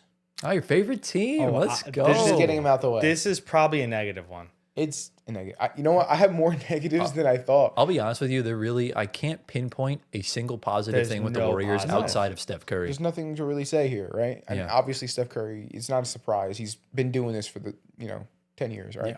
Yeah. Or plus. But whole career, the surprise is definitely Jimmy Butler's ACL injury. No one expected him to tear his ACL, of course, right? Right. And then this team was starting to come along. They were starting to find their rhythm. And then he tears his ACL, and now this team is back to like around 500, and they're probably going to dip again even more than that. So it's unfortunate for the Warriors. This is their biggest surprise for me. What do you guys think? Yeah, I mean, I think injuries, of course, are a big surprise for anybody. Tearing ACL Jimmy Butler, definitely not in the cards for a lot of us this year. No. I mean, I think ACL injuries for anybody in general, obviously. It's never. Yeah, no. Unless you have knee problems. It's never in the cards. But specifically I feel like the Warriors, you couldn't lose someone like him because the team completely just detriments down to guys that are on the bench. And, Kuminga, we're not surprised by what's going on with Kuminga, obviously, because it's been going on for a year. Yeah. But I probably wouldn't have. Maybe Al Horford being so bad, be another one. He's old, so but I'll give him completely night and day from Boston to Golden State. But I would do Jimmy. I think the injury, obviously, we can't foresee that, and big surprise and how it happened. We did not expect any of this to happen, just like any ACL injury. But I think the play without Jimmy Butler, I knew it was going to be bad. I didn't think it'd be this bad. Yeah. But then again, the Warriors have always been that team that when they lose, they get destroyed. They do.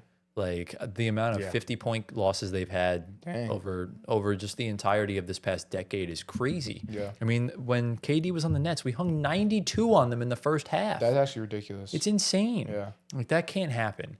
And, Jimmy Butler was the engine to this team. Steph Curry's the heart. Mm-hmm. But Jimmy Butler is what gets the rest of this team going because he's a capable defender. He gets to the line. He's just great in the interior portion of the game. And it finally gave Steph some help. Yeah. And now you look across the board, what help does Steph actually have outside of undersized guards, good wings that Steve Kerr just doesn't play, a center that gets dunked on every 5 seconds, and Draymond that's about to get traded? This episode comes out after the deadline, so let's see if he actually got moved or not. Yep. But outside of Draymond Green, I don't really see anything positive that this Warriors team brings to the table outside of the spot 10 minutes you're going to get from Moses Moody. So, yeah. Yikes. Yeah, exactly. I don't want to mimic what Tyler said again because it's exactly what I'm going to say. Yeah. Draymond's in talks for Giannis and can go to Milwaukee. Yeah. So he wants to go to the Lakers though. Draymond Green. Listen. Within the next, he'll play better than Bron. I'll tell you that. He wants to play with Bron. Within the next, we are 14 hours from the deadline. I think if anything were to happen, there needs to be 3 or 4 teams involved in this said trade. It will. And I think it might happen, if anything, like early afternoon of the stream. But obviously, we'll find out. You guys will know watching, and you'll probably laugh at us in the comments that we're probably very wrong. Yeah. But it is what it is. Possible. Bottom line is, it's the Warriors are in trouble. Yeah. Ready for my next team? Yeah. Let's go to one of your favorite teams, Gio. The Houston Rockets. Okay. I'm trying to think. Fred Well, he's hurt. Is this a bad one? This is a good one. Okay, it's a good one. I have a bad one. It could be Reed. Maybe. It could be... I think Reed is definitely on that. Well, it is Reed Shepherd. Okay. I'm not going to waste any time because it is a longer episode. Yeah, Reed is I was thinking Amen, but I knew Amen was going to take a leap, so not really a surprise. I was very low on Reed Shepherd at the start of the season because I just didn't think he was going to get the minutes. And look, he's not only in the rotation, he is up there for 6th man of the year. He's in the top 5 in the odds. I think he's plus 1,500, I want to say. This season, I mean, he's tripled his points per game. He's tripled his rebounds per game. He's tripled his assists per game. Wow. On 55% true shooting. Last year, he was at 47% on 4, 1, and 2.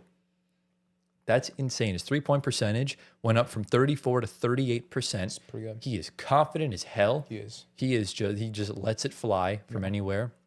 And, that's something, when you play with Kevin Durant, he wants you to shoot the open shot. Yeah. Because Kevin Durant, while he does sometimes have to go, I mean, he doesn't even have to. Kevin Durant literally never has a 60-point game because he's just never in the position to because either the game's a blowout or he's getting other guys involved. KD's probably the least selfish of those superstars as far as the way his game goes because he doesn't need... He gets his buckets through the flow of the game. Exactly. Because, I mean, look at when he was on the Nets in the playoffs in the first round. Before everyone got hurt, if you look at that Celtics series, it was a different case every single day. Game 1, Harden went off. Game 2, it was Joe Harris. Game 3, Tatum had 50. Nothing you could do about it. Game 4, Kyrie went off. Game 5, Blake Griffin went off.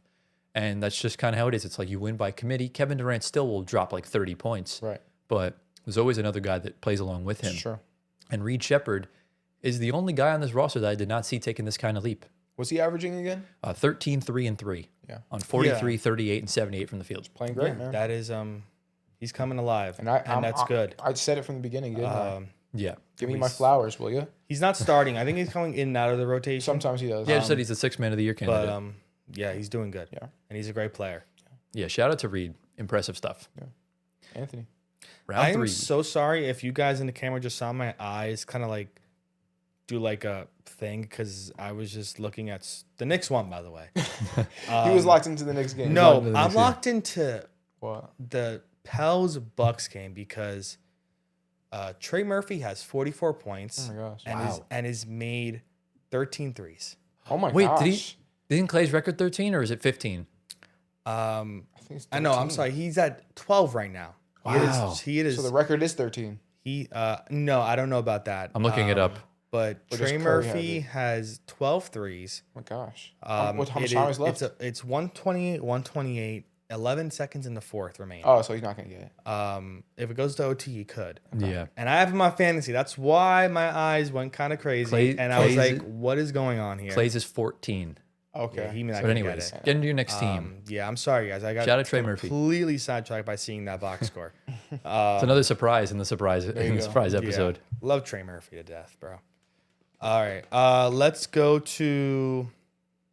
Is this the speed round yet or no? No. 76ers. We still have 2 rounds before then. 2 rounds. 76ers. It's only one answer and one answer only. Oli. And that is Oli. Who's Oli? One answer, one answer only. And that's Joel Embiid. Exactly, yeah. Listen, this is another renaissance like Russ. He's not playing every single game. But he's only played how many so far? He's played 29 games out of, I think, 48 for them, or probably a little more than 48. It's like half, about half. He's playing Around half there, the games. Yeah, he's playing half of the games. But listen, he's dropping 26 and 7 on, I think the shooting splits are kind of a little mixed. But listen, recently you have games of 40 points, 37 points. Wow. 38, 32. He's dropping 20 plus in every game he's playing right now up to this current moment in time. Yeah. Obviously last year he did not play much. 19 games last year. He's at 29 as of right now. Free throws are still looking good. His shooting is 48%. Does shoot 3, we know that for a fact. But listen, this is the dominant MB that won MVP over Jokic in that controversial year. And maybe we have something coming with Philadelphia now. Maybe. I don't know. It's tough because we all know, just like we talk about with Donovan Mitchell and with everyone else, like they don't get it done in the playoffs. So we'll have to see. Yeah, we'll see. This Philly team is nowhere near as good as the teams he's had before. So it might take some time for this team to really gel together as far as like after this season. But I for one, think that his surgeon should get an All-NBA vote. Like, it's incredible. Like, his knee looked beyond effed up. Yeah. Like, they were going to have to break bones and do so many things. Not even that. What was going on with his face? Everything because all combined into one. He was taking so many medications that they had that's a side effect.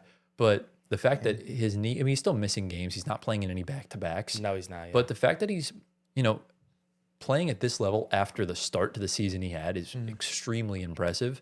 And Philly as a whole has been a big surprise this season. Not to me. Well, obviously, you remember my rankings. Well, but was that more off the fact that you genuinely thought they would, or was that just a hot take? No, I genuinely did. All right, well, credit to you for that. Yeah, thank you. Yeah, I mean, they're I think 5th or 6th in the East right now. I mean, listen, shout out Don Barlow as well. Listen, he's putting up numbers starting for them. And, I think the Jaren McCain trade now gives him the availability to convert him to a standard contract because he's on a 2-way. Right, he was going to get that anyways. But the Jaren McCain, the McCain trade essentially just allows more minutes to VJ Edgecombe going forward. Exactly. And you give more minutes to Kelly Oubre because he is the better player, let's be honest. Yeah, and I saw the reports that were that Oubre was going to be on the move, but it's Jaren McCain instead. Right. So, I mean, I see that, it's, whatever. He had a good 20 games in his rookie career that were he was good until he got hurt, and then VJ Edgecombe got drafted, and that made you expendable. But exactly. I think now is probably the right time to give Dom the contract, because if you wait until the summer, you're going to probably lose him. Yeah. Because once he goes into free agency, any team could offer him the full MLE just like that. Right. And you're already without size, so you have to get that done. Yeah. So must. So shout out to Don Barlow. Shout out to Joel Embiid. Yeah.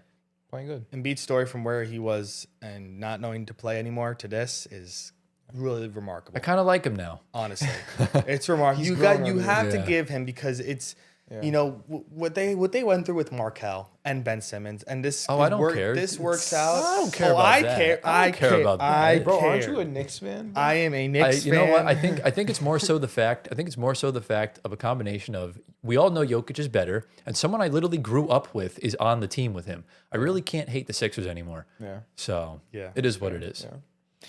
All right, my team. Yeah. Yeah. What do you got, G? So I'm gonna go to the Thunder because we just started talking about Jared McCain. So it makes sense. Okay, fair. Yeah. Good segue. I like that. Yeah, a little segue. Yeah. So the surprise for the Thunder is how dang good they are right now, yet Sam Presti still wants to focus on the future. Yeah. So he's still future focused while they're still good now. They get Jared McCain. That's the biggest surprise to me. Like, why, right? And I guess it's because Sam Presti's, he's cooking. He does his thing. Anything he does, by the way, I trust it. He's gotten to that level as a GM for me, where it's like, whatever you're doing, Sam, do it, bro. Do it because you do your thing. That's how I feel about him. Right. So Jared McCain to the Thunder. I expect big things from. I think Jared McCain's a good player. So I think I don't know how soon. I don't know how much minutes he's getting now because SGA, AJ Mitchell, they got some guards in there that are pretty good. SGA is going to be out for the next 5 weeks. Okay. He's going to be out through the All-Star break. He has an abdominal strain that he's been playing through all season. So now's a good time for them to rest him. Right. Even when he comes back, McCain off the bench is going to be like electric. The role that he's going to play is what they wanted Josh Giddey to do, but Josh Giddey's just not that type of player. Right. So he's going to be that shooting guard off the bench that's going to shoot the lights out and provide spacing. Yes, because, like I said, as great as Isaiah Joe is, he's inconsistent at times. I think that makes him expendable as well. It does, trade him away. but I don't think they're going to trade him because right now they're trying to get him into the 3-point contest, which won't happen. But I think McCain is a very pleasant surprise for the Thunder because I never thought he'd get moved this early. And that's a good move, man. Again, I say this all the time. This is the greed they talked about in the Bible. And it pisses me off because the rich keep getting richer. Because you have all of this with that record and 13 first-round picks over the next 7 years. Well, they lost one. They sent us to Philly for McCain. Give it a day, and I guarantee you they're going to get another one back. Sam will do something. Fair. He will acquire some sort of bad contract, and it will be that. But I was right that Ousmane Dieng would get traded. Yeah. He did, yeah. So I knew it would happen. Yeah. But shout out to them. All right, what do I want to do first? So I did an East team, then I did a West team, right? I don't remember actually. I think that is the case. So I need to go for another East team. Who should I go for? That is the question. Trying to make sure I have all my teams. Wait, 1, 2, 3, 4, 5, 6, 7, 8. So I have 10 teams. How many am I missing? Gio rushes past Hakeem for 14th on NBA all-time scoring list.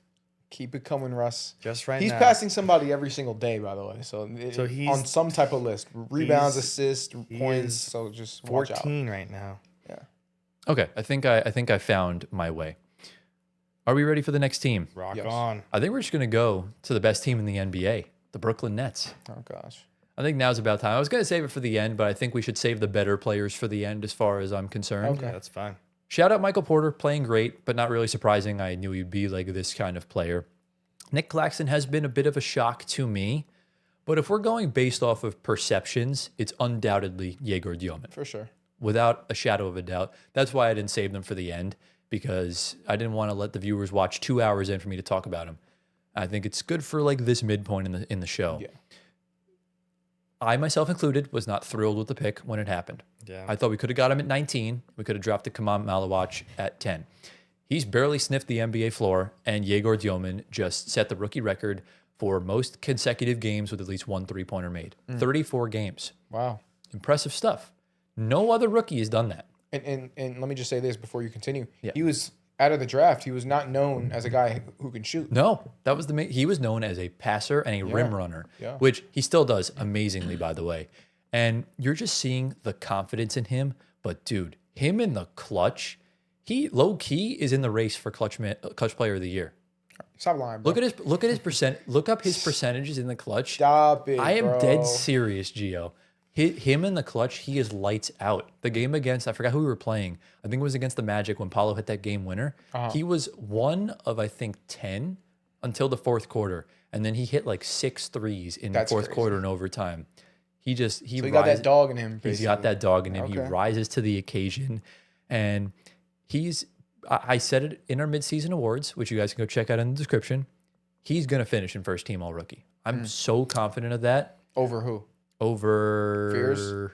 Fears is in there right now. We all know that Edgecombe is in there. The locks, so it's Con and Edgecombe. The locks are Con, Coop, and Derek Queen. And I would say Edgecombe. And Edgecombe. I think those are the 4. Well, so Coward's going to fall out of it. I don't think so because now JJ's gone. Yeah, but the Nets are going to give more minutes to Demon going forward, and I do think he's going to outplay. Yeah, it's going to be close. Without a doubt. This season, he's averaging 11 points, 3 rebounds, 3 assists on 40% from the field. This is 40%. Yegor Dioman. Yegor, okay. 40% from the field, 40% from 3, 86% from the line, 57% true shooting for a guy that was known as a brick. Yeah. And that's really good. And I will also just like to preface that I only hated the pick at the time. I saw him play in Summer League and I changed my mind completely. I chose to back him, and I'm really glad I did because I think he's our point guard for the future going forward. And he's tall. He's 6'9". That helps. Exactly. So, yeah. Shout out my Nets legend. He's going to be good. What do you got? He had the same stats at BYU. For that 1 year was there. But again, right now we have a fringe all-star on our roster, so he's not going to average crazy numbers because MPJ's averaging like 27 a game. Yeah. Somehow not an all-star. He better get in. Yeah. So, okay. This is the round before the lightning speed round. So one more team. So I feel like I want to leave the ones that are just very like we know already what it is. No, like the speed runs that are just like we know like Right. what exactly it is. Yeah. Who you got? I want to go to. Wow, a lot of these ones are very just notable. Just pick one. I guess I'm gonna go to the Timberwolves. Okay. This is one that I really couldn't find anything like surprising. I think there's one. Are you thinking of like a player? I'm thinking Actually- of like a negative one. Yeah, I was thinking of a negative. Their bench. Yeah. Dang, you're going to talk about Rob right now? Their bench. Well, I mean, Bones Allen dropped 20 tonight. He so- low-key's been the biggest surprise for them. Yeah, low Yeah, key. I was gonna Bones dropped 20, but besides that, the bench Doing is nothing. awful. Yeah. I was going to say Mike Conley, but he's not on the team anymore. Yeah. Awful. Like outside of Nas, There's no one else. that's 6 guys you got. That's Yeah. really it. And shout out to Bones. He's looking a lot better. Yeah. Rob, non-existent. Terrence Shannon's They're injured. not even giving him opportunity though. Let him play. no, I'm still mad at them. Still mad. Yeah, their bench is just, I guess it's surprising because last year you're looking at a bench that had Nas. Yeah. That looks They a were lot deep. better They were deep. already. And they had Nas. DiVincenzo. Yeah. Yeah, and Devo stood over Mike. It's Yeah. deep, yeah. Yeah. Right, you left with nothing. I mean, they're still great. They're 32 and 20, but Nah, I mean, we'll get into Nah later on. Just for foreshadowing from me. Fair enough. Not But, foreshadowing. You gave it away, bro. yeah, I gave it away. I gave it away, Gio. I did. But yeah, that bench is awful. Yeah. Shout out Bones Highland. In my opinion, he's been the biggest surprise for that team. That bench is putrid. Dude, just give Rob a chance and then we'll talk. That's all I got to say. I think Reed Shepherd is a much different player than Rob. They were teammates. Bro, I'm But- telling you right now, the both of Rob- them are very Rob- good. The both of them are starters in the NBA. Rob I'ma is just say not that. Reed Shepard. Dude, He's not. we don't He's know. not. You don't even know what Reed Shepherd was. I'm the one that I believed in him. knew- You didn't believe in him. Gio, You didn't believe in him. Gio, I did. It was I just knew me. He who believed in Reed Reed. Shepard was when he got drafted. Yeah, but you didn't think he'd be pan out the way he's doing right now. But the No. funniest thing is though, is that we're talking about this now. He might not even be on the team by the time this episode comes out. I hope he gets traded for his own good. For so the he Bucks. plays. Come to the Knicks. Honestly, go to the Knicks. Yeah, but he's screwed if he goes to the Bucks because he's not starting over Ryan Rollins. That's true. As long as he gets like Yeah. at least 25 minutes a game, I'm happy. Fair That's enough. all. That's all I ask. Understandable. Yeah. Yeah. So, Yeah. Good. All so right, bad. ready? G-Man. What you got, Next Gio? team. We're going to talk about the Hornets. Might as well. We're going to knock them out the way. We already talked about them. Okay. Curious to see So- who you've chosen for this. Yeah. I There's only think one it's choice, bro. Con Connect. It's Con Kneppel. Yeah. Okay. It's Con Kneppel. I mean, Who would you say? I Who don't would you think have it's chosen? surprising because it's a top 5 rookie. yeah, I don't think there was a I lot. think it's a surprise for me. I didn't look. I did not expect Con Kneppel to For him, do he what did, he yeah. was saying. Do what he was doing. Understandable. The only one was really Anthony. But we didn't expect him to be like the rookie of the year favorite. Yes. Okay, that's fair. That's what I'm saying, and he's playing outstanding. He looks like prime Clay Yeah. with playmaking ability. Yeah. Fair This enough. is Con You know what? Kneppel. Fair enough. This is Con Kneppel. Okay. You probably could. I mess with it. You probably could have did the whole rookie class. Yeah. Honestly, yeah. No, but it should be just one player, and I think Con's fair. I think LaMelo Yeah. could be a shout too. I don't think they're surprising. LaMelo's he's doing No. what he always does. Yeah. He's unselfish this year, and I like it about him. Yeah, maybe like Con breaking records in his rookie year. dude, of course, that type like, of stuff yeah, we don't is see what I'm that. talking about. Yeah. That's Like, what I'm you talking know, about. I like it. And he kind of changed. He also changed like the culture of the team. It seems yeah. to be right. Fair I enough. would Yeah. Because he came and now they're starting to play basketball the right way, and that could be a number of different things. But I'm gonna give the credit to Con Kneppel right now. Yeah, Okay. Okay, so Yeah. that's what I got for the Hornets. I have no issues with that Yeah, at all. I have no issue with it at all. He's been incredible. You could even make a shout for LaMelo playing 40 games out of 50. That is a surprise, actually. It That's is a good very point. big surprise. That's a very good point. I could have said that. Yeah. So Sion James, I think, is the more surprising rookie because he was a second round pick and they're like Okay. sixth. So was they're Kalkbrenner. So, but he's been injured. And he's been on and off. Sion James has been a consistent piece in that bench, yeah. both defensively and offensively. Yeah. Okay. So shout out to him. Are we ready for my next player? Yes. We are heading out to the great state of Oregon to go to the Portland Trail Blazers. Shout out my aunt. She works for the Blazers. I know who this is. And like I said, kind of going through the roster, I really didn't want to pick Denny Avdia because that's kind of like the Obvious. boring pick. Yeah. But like looking at his numbers, this leap is ridiculous. it is. It has to be Denny Avdia. Yeah. Last season, he was averaging 17 points, 7 rebounds, 4 assists on 60% true shooting. This season, he's averaging 25 points, 7 rebounds, 7 assists on 61% true shooting on a much better team. Okay. This is incredible what we're seeing. Yeah. First time All-Star. I think it's deserved. I know a lot of people don't, but I think it's deserved. I think I was kind of fighting my perception on Denny throughout the season because he'd have some incredible games, like 35, 10, and 10. And then he'll have some games where he shoots 4 or 30 from the field. Right, inefficient games. But those have been dwindling lately. He's been very efficient. And as you can see, 60% true shooting, the true shooting tells the tale. So you could say one thing, but if you're efficient in that regard, it shows how valuable you are. Yeah. I just don't like his foul baiting, but everything else he's good. Right. Yeah. I'm not a fan of it either, but at the end of the day, everyone does Everyone does it, yeah. So there's not many guys that don't like, that try and actually play to the whistle. Like Jamal Murray, for example, never foul baits. Right. He's the most, I think he's the most ethical player in NBA history. Just might be, wow. He had a 50-point game without free throws. I wouldn't say NBA history, bro. Dude, he had 50 points without a single free throw attempt. That's ethical AF. That's a good point. We're seeing guys drop 50 now and they have 35 free throws. It's like unheard of. Yeah. So with Denny Avdia, you're seeing Portland figure out their young core. Yeah. Because him combined with Shaedon Sharpe, who's been really good, but he's just not an all-star caliber player. Yeah. Donovan Clingan has been incredible as of late. I think everybody except Scoot Henderson, who I forgot is still in the NBA, has been amazing this season. Yeah. And Scoot's still hurt? He is, yeah. Okay. He's ruled out for another few weeks. I feel bad for the kid. Maybe that's the surprise. Like, why is he not back yet? No, because I just knew he wouldn't be good. Yeah. Like, Scoot was the questionable pick going forward. The Blazers should have picked Amen Thompson when it was all said and done. Yeah. I mean, it would be interesting if Denny stayed with Washington now with what they built. He wouldn't have been as good. Same thing with like when they had Rui and when they had all those picks and stuff like that. I remember that team. I was watching that team all the time because Russ was on that team. I can't believe you're doing that to yourself. I was like, Denny's going to be a good player. I promise you. And then look at this now. I can't believe you're doing that. Could you imagine though, instead of because they traded Brogdon for him. Yeah. I wonder if the Celtics could have actually just got Denny Avdia when they traded Malcolm Brogdon.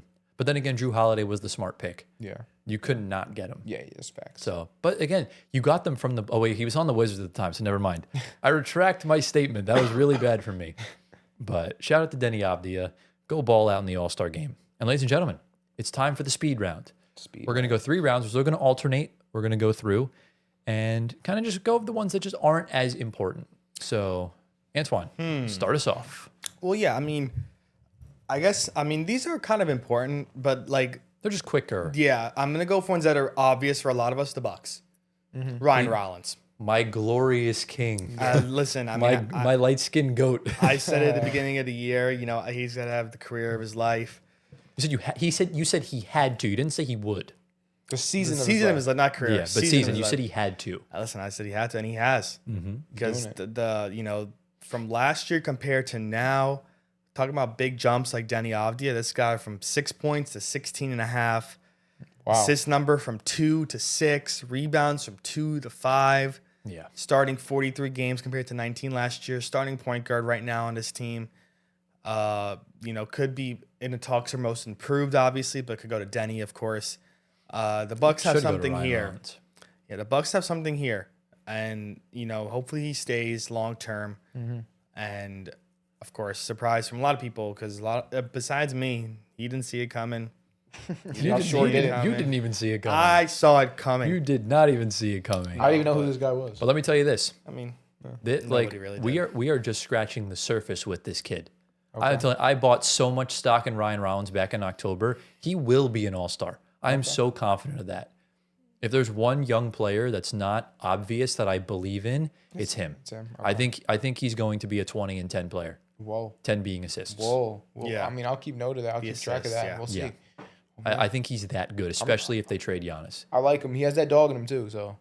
And he's learning under Rajon Rondo. He's the assistant coach for the Bucks. Yes. Wow. So, all right, Gio. First lightning round team. So my next team I got here is the Cavaliers. For me, it's really not a surprise how mid they are. I just feel like they're frauds. They'll never not be frauds. Okay. I don't know why I'm hating on the Cavs so much. Like it's the real frauds are the Magic, if we're being honest. Yeah, we'll talk about them later. Yeah, we definitely will be. We will definitely talk about them. Yeah, so I think the surprise to me, and me alone, I guess, because you don't agree with me on this one. Okay. Maybe you, I don't know. But it's their failure to see the value in Garland. That's the surprise to me. What do you think about that? I just think he had more value than other people may think. That's all. I know you value Harden, but I value youth and I value talent, and he has that. So. It's not that I don't value youth. It's just that that's not where the Cavs are trying to go. So I guess you're saying they're in a win now situation. They are in a win now situation, and right now, if what I believe is true and they want to get LeBron James, it makes all the sense in the world to trade for an established star than try and figure this out with Darius Garland. Okay. Yeah. All right. Yeah. And I mean, listen, it's been year 2 in this, and it's kind of the same story as somewhat of last year with the injuries. And, if nothing's not getting better, you don't got to hold on to the guy. Yeah. So, Exactly. And, and if something, comes from like James Harden, you make that move, and Harden's been on a renaissance for the past 2 or 3 years on the Clippers. Why not? Okay.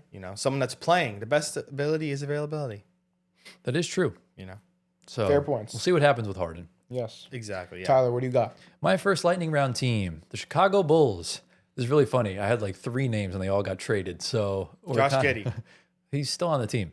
No, he's the player you have. He's not the player I have because Josh Giddey's kind of cooled off over the past couple months. There's one player that I didn't even really think would be a main part of the rotation, and he's playing really good basketball, and that's Jalen Smith. Yeah, he's been a really. He's gonna get. I think he's gonna get more starting minutes now, considering the Bulls have 35 guards and Patrick Williams on the roster. Vooch is gone. So Jalen Smith, low key, might be the starting center. I think Zach Collins will be the backup. And look, this season he's averaging 10, 7, and 1. The assists don't really matter. So 10 and 7. I think you're making me pull it up now. No, I got it. It matters, though. It matters. It's the speed round. 20 minutes a game. Yeah, that's good. But those numbers are going to increase. They are. And where'd my stats go? I just had them up. They are. Oh, gee, what'd you do to me? There they are. He's shooting 32% from 3 on 59% true shooting, or 61% true shooting. My fault.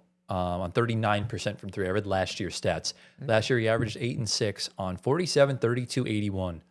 So he's much more efficient this year. He's playing much better defense. He's just kind of going away from that Quentin Post vibe of getting dunked on every 5 seconds. Yeah. And look, I think Jalen Smith, he might not even be on the Bulls by the time this episode comes out because I think a team like the Knicks could use him. But I do think he's been a very pleasant surprise for them because think about it. The Bulls trading for Josh Giddey without a pick, they saw something in him. So you knew he was going to be a good player. And I was thinking someone like Trey Jones, but I've had stock in Trey Jones for a while, so I'm not really going to choose him. And I was going to pick, I forgot the player on the Bulls I was going to pick that got traded, but I guess it doesn't really matter. Ayo Dosunmu. Kobe White. He's still on the team. Kobe White was one of my names, but he got moved. Herder, that was it was. Yeah. So Herder, yeah. unfortunate situations. But Antoine, round 2 of the speed round. Who you got? Let's go to the Hawks because it is very easy, and that's Nah. Listen, Knox stepping in. Trae Young was the point guard there when the season began. We saw Nah as more of as a bench guy, 6th man of the year. Trae gets hurt. Nah comes in, immediately takes over that point guard role. He's dropping 20 a game. The assist numbers and rebounds are the same, 3.5. But the scoreboard is filled with 25 plus, 20 plus, almost every other night. So again, leads to Trae getting traded. That is a surprise in itself as well. But Nas taking over the starting 5, obviously now, leading that point guard role, and just a start for him, obviously, I think on this team because Jalen Johnson has emerged, of course. Same thing with Onyeka. Yes. Dyson as well, and they're building a nice little team going forward. In Atlanta, Trae Young's off their shoulders, I guess, because of what was going on contract wise behind the scenes. And you brought Nah in the offseason. He's been the premier guy from the free agency class because Luke Kennard hasn't really worked out. Kristaps Porzingis, we don't know what's going on with him either. Yeah. Kennard's unironically having one of the most efficient 3-point shooting years.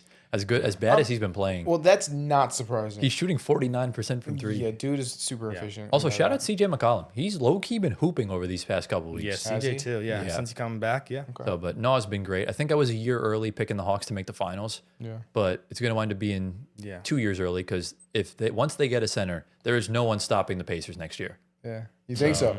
It's funny because I'm about to talk about the Pacers now. Amazing. Yeah. So, Pacers are the next team. What a great team. Now, this is interesting because the Pacers, I really couldn't find anything to be surprised about. There's one player. Jay Huff. Yes. You're thinking, Jay Huff. Okay. Well, I didn't say him. That's fine. What I was what I was thinking about was and it's not really that surprising to be honest, but it's how they went from the top of the East to the bottom of the East in just a year. So that to me was like, if you weren't watching basketball and then you're just looking at the standings and you see the Pacers went to the finals last year and then you look at the standings, you're like, how the heck are the Pacers on the bottom? That would be a surprise, right? Right. So other than that, I guess Jay Huff is a good shout for that one. He's a fun player. Yeah. I mean, I think there's 2 reasons to why you asked your rhetorical question that I'm going to answer anyways. They got their own first-round pick back, so they have all the incentive to tank without their center and their point guard. And I think Tyrese Halliburton's peers were wrong about him last year. Because if he was overrated, this team would be in Boston's position. Well, I mean, there's also injuries. I understand there's injuries, a bunch of injuries but to key players. Even without it, their offense looks awful without him. Right. Because he's one of the best playmakers in the league, if not the best. Yeah. Yeah, and also I guess Nembhard not doing anything is a surprise. He's a notorious playoff performer. I'm surprised. I was expecting a big jump from Nembhard. He's never been great in the regular season. He shoots like sub 25% from 3. Wow. And then he'll go to the playoffs and average like 40. And, it's insane. We could also with Jay Huff throw in Jarris Walker. He's been on a heater recently. He's been okay, but I think Jay Huff's been the only like genuine surprise because like Jarris Walker's a good player that we think would take a leap. No one really saw Jay Huff being the starting center. That's fair. So I think that's fair in and of itself. Yeah. Ready for my next team? Yeah, go ahead. We're going to the bottom feeders, the New Orleans Pelicans. Trey Murphy. No, because we all thought he'd be good. It's not a surprise. Derek Queen. I'm actually not going with someone that's playing good on the floor. Okay. It should be Sadiq Bey. I was gonna go with Sadiq Bey, but you notice things that happen on the court. Some players have good influence among other players. And I've gone for DeAndre Jordan. Oh yeah, I like it. I didn't really expect him to be a factor on just in the NBA. I thought when the Nuggets let him go, he'd be out of the league, not really doing anything. Vet voices matter. Oh yeah, big time. And as great as Derek Queen has been, I don't want to give him all the credit because DeAndre Jordan is a humongous reason why he still has the confidence to go out there and perform at the highest level. Whenever he has a bad play, he makes sure he keeps his head up, kind of guiding him where to go because they play the same position. So it's easier for DeAndre Jordan to mentor him and stuff like that. And if you look at Derek Queen's stats this season, 12 points, 7 rebounds, 4 assists on shooting splits of 49% from the field. He's not a three-point shooter, so that's not important. And 79% from the line, 55% true shooting. And he is a triple-double machine. Yeah. And DeAndre Jordan just played with the walking triple-double himself. Right. So he kind of knows, how to kind of go about it. He's big for these young guys. Not just him. Jeremiah Fears is having an incredible season. And if you just tend to notice, outside of Trey Murphy, they're the only 2 that are playing good. Sadiq. Well, Sadiq too, yeah. That's about it, though. But like eye-popping wise, Fears and Derek Queen. Yes. And I think DeAndre Jordan is also kind of giving them that, that no nonsense will be tolerated and stuff like that. Like you saw the scuffle Fears had with Lou Dort, stepping right up to him. 0 fears. So credit to DeAndre Jordan. I did not think he'd have this much impact and influence. Because let's be honest, as good as Trey Murphy and Sadiq Bey have been, no one on this Pelicans team, the Pelicans deserve nothing. Yeah. So So there you go. Yeah. Thank you. Last round of the speed round. Yeah. What you got, Antoine? We'll go for one. We talked about this team in the beginning. We're gonna go to Utah. Okay. Clear as day. I think it's still Keontae George. It could be Yusef Nurkic. It could be Bryce Sensabaugh. Yeah, it could be. It could be all 3 of those guys. Keontae George is fair. Good for the thumbnail. Yeah. I like that. I think Keontae solely because the jump is, again, massive like Denny. Yeah. Because you have a guy coming off last year. It was like 16.5 points a game, now up to 25, 24, 25. The assist numbers are up, a tick.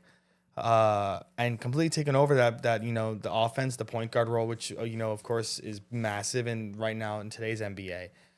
I think Nurkic, of course, is in there, but the triple doubles kind of have fallen off recently because he played like 2 or 3 games in between. It's kind of been like meh. They're also shitting him. Okay, that's fair. I forgot completely. Yeah. But Keontae, I think the massive surprise. We talked about it all season long. I mean, from the beginning, Great just a player. jump he's taken. Completely the starting point guard for their future now. I could throw in Isaiah Collier as well. Just their point guard room in general. Massive step forward for their development. And we talked about Triple J as well. So going up in the right direction for them. Shout out Keontae George. I don't really got nothing else to say. We talked about the Jazz earlier. We did. Yeah. I'm already 50 minutes in. So. Shout out to the Jazz. All right, next team I got here is the Los Angeles Lakers. The surprise I have for them is that they are 10 games above 500. Okay, they have a winning record, but their point differential is negative. Yeah. They must have blown someone out by a lot. The Lakers. They have a negative point differential. Meanwhile, they're 10 games above 500. That doesn't really add up, right? They must have gotten blown out in some games. I know they got 40 piece by the Thunder twice. So I guess that's what it is. Okay. But to me, it seems like they give up on games. Like if this game's not going well, they just toss the white flag. So that's probably what that has to do. But that's in and of itself. That's a stat that stands out to you. It's like, oh, that's surprising. For me, my surprise would be JJ Redick. I don't think I just don't think he's as good of a coach as we all thought he would be. I think he is. I think there's a big limiting factor on him. LeBron James. Of course, you're still going at this LeBron James. stuff. Once LeBron is out, I promise you the Lakers will be better. Again, we'll see. Yeah. I'll believe it when I see it. Yeah. But right now, I just don't like the way he's coaching this team. Defensively, they're awful, whether LeBron's on the floor or not. So that's not a LeBron thing when it comes to the defense. And yes. No, when he's off the floor, they're still terrible. All right. Well, it's mainly LeBron. I don't know. No, you just want to blame LeBron because he ruined Russ's legacy. It's the eye test for me. That's all. No, it's just because he ruined Russ's legacy. LeBron could drop 50 and you wouldn't care. Exactly. The silence is very telling. All right, next team, Tyler. Who you got? My final team, the Toronto Raptors. I had Sandro Mamukelashvili, but thankfully Fetty just texted me, so I'm just going to tell you who he picked because he's a Raptors fan. I trust his judgment a lot more than mine. He said a good surprise would be Mamu. Oh, so yeah, Mamu was one of his choices. But he also said Colin Murray Boyles. Yes. I think he is kind of like the Yegor Dioman, where no one really thought he would do anything. Yeah. And he's turning into a rebounding machine. Yeah. And obviously, Mamukelashvili is just a really good piece off the bench. Solid, I think Murray Boyles makes the most sense. He also mentioned that Ingram is not washed, even though everyone thought he would. And also just how bad Jakob Poeltl's been. Yeah. But I think Mamu's probably the biggest surprise for me personally. He's doubled his points per game, and he's really kept the efficiency from last season. And as for Colin Murray Boyles, he's just really good rookie. He'll get himself into second team. Yes, without a doubt. I think so. Yeah, Fady hated that pick. Now looking a lot better for him. We were hating ourselves during draft night. Yeah, we didn't know much, but they've both been good. Yeah. So shout out to us. Yeah. And shout out to the speed round. We have 3 normal rounds left. Antoine, who's your next team? I would say my 3 final teams are kind of obvious as well. Oh, that's fine. Because the majority of my teams, they kind of had a really just regular, thing to do. Yeah. Like a big surprise that's just notable for all of them. I feel like now let's go to the Wizards.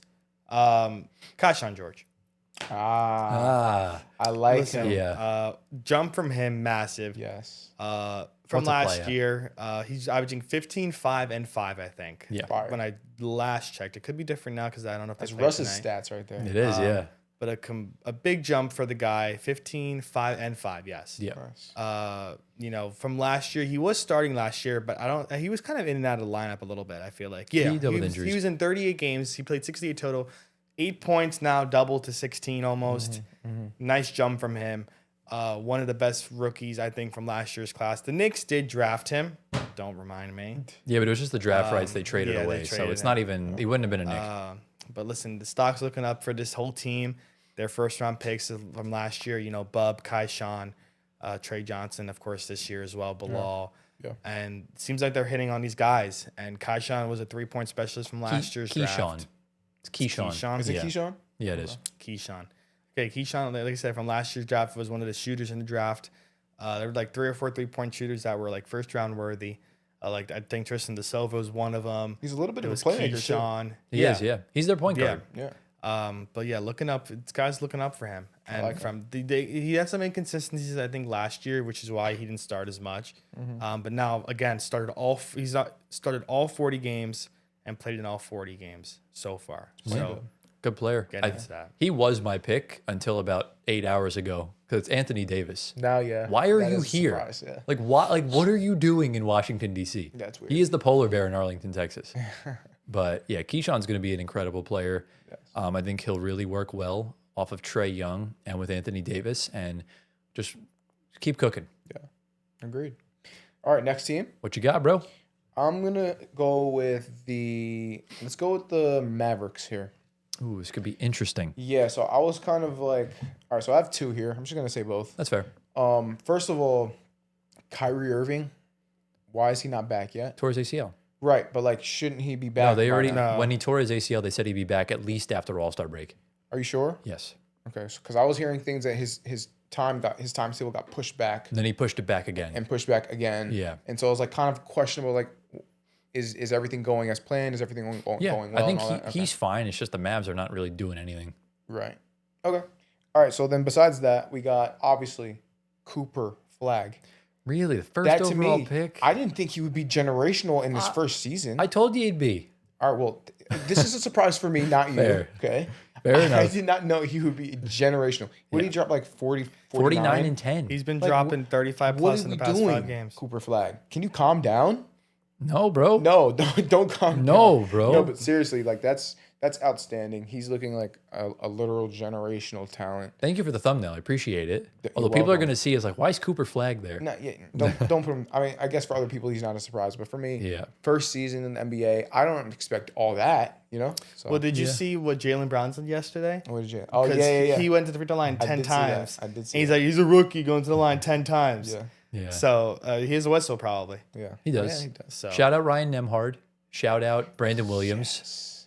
Ryan Nemhard is a good shot. No, they both dropped off. But Brandon Williams certainly does not. I don't know what Brandon Williams is doing. He's a dog. And you can tell Kyrie's mentoring the hell out of him. Yeah. Because he's looking just like Kyrie sometimes. He has like a Kyrie style in the body of Devontae Graham. Yeah, okay. That's kind of how I view it. He just has that little stature that just does whatever he can. Yeah. So honestly, I don't hate it. Shout out Koopy. Yeah. All right. I'll get into one of my obvious ones. Yes. The Denver Nuggets. Injuries. I have two. I have a positive and a negative. Watson, it's got to be. I have two, a positive and a negative, and they're both from the same draft class. The positive is Peyton Watson, and the negative is Christian Brown. Okay, wow. They're from the same draft. Are you sure about that? Yeah, Brown was picked in the first round, and Watson was picked as the 30th pick in the same draft. Really? Yeah. I feel like okay, whatever. No, I will put money on it. Yeah, they were picked in the same year. I don't doubt you at all. Yeah. So I don't doubt you at all. Peyton Watson obviously finally took that damn leap I was waiting for the past 2 years. I mean, he's doubled his points per game. He's increased his efficiency from 35 from last year to 43 this year. 61% true shooting from the 55 the year prior. Defensively, he's incredible. Yep. We've all known that. But with Aaron Gordon out of the lineup, unfortunately, he's going to miss time now because he got hurt. He's going to be a mainstay in this team. They have to keep him. Mm-hmm. And the player they should move off of, if it's not Cam Johnson, it should be Christian Brown. Wow. They just paid the dude, right? Right after the new contract, 4-year, $100 million contract, I'm pretty sure, somewhere along those lines. A lot of money.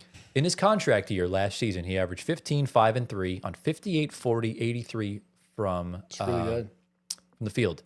This season, 9 points, 4 rebounds, 3 assists, 45% from the field, 21% from 3. Yikes. From 40, he dropped all the way down to 21 and 77% from the free throw line. That also could have been for the Hawks. Dyson Daniels shooting 11% from 3. He went a month and a half without making one. It was bad. So it's the Russ effect, man. 67% true shooting down to 53 or whatever the numbers were. I think I duplicated it by accident. But Christian Brown is also missing time due to injury. A lot of injuries. It's bad. But, you know, Peyton Watson, if we're going to be a glass half full guy, he's been amazing. But if we're going to be a glass half empty guy, Christian Brown's not holding up his money. Right. Yeah. Okay. I got that. That's a solid one. 100%. Yeah. All right, the penultimate round. We're just about an hour in. So let's do these last two rounds. So we are going to Memphis. I mean, the obvious answer should be Cedric Coward, but again, a rookie that is a lottery pick, and we kind of feel like he was the most ready out of a lot of them, and he's been doing phenomenal. Once again, I'm the guy that says Cedric Coward is him. Okay, I just want to mention that. There's also just not many players to choose from on this roster right now. Well, I mean, the one guy is Cam Spencer. Good choice. Pat's brother, the younger brother. Listen, this guy's now the starting. No, Ty Jerome is back. Ty Jerome's a starting point guard. Cam is now back to the bench, unfortunately, because Jaws could be traded within the next 10 hours and is also injured. So, Cam, I just want to interject real quick, Gio. The Thunder are trailing the Spurs 66-77. wow. But continue, Anto. I'm sorry. I had to. I thought it was massive, Phenomenal. but whatever. So Cam going from playing 25 games last year with only one game started in only 10 minutes, 4 points. This year you have 47 games played, 14 starts, 24 minutes, 11 and a half, almost 12 points, and 6 assists.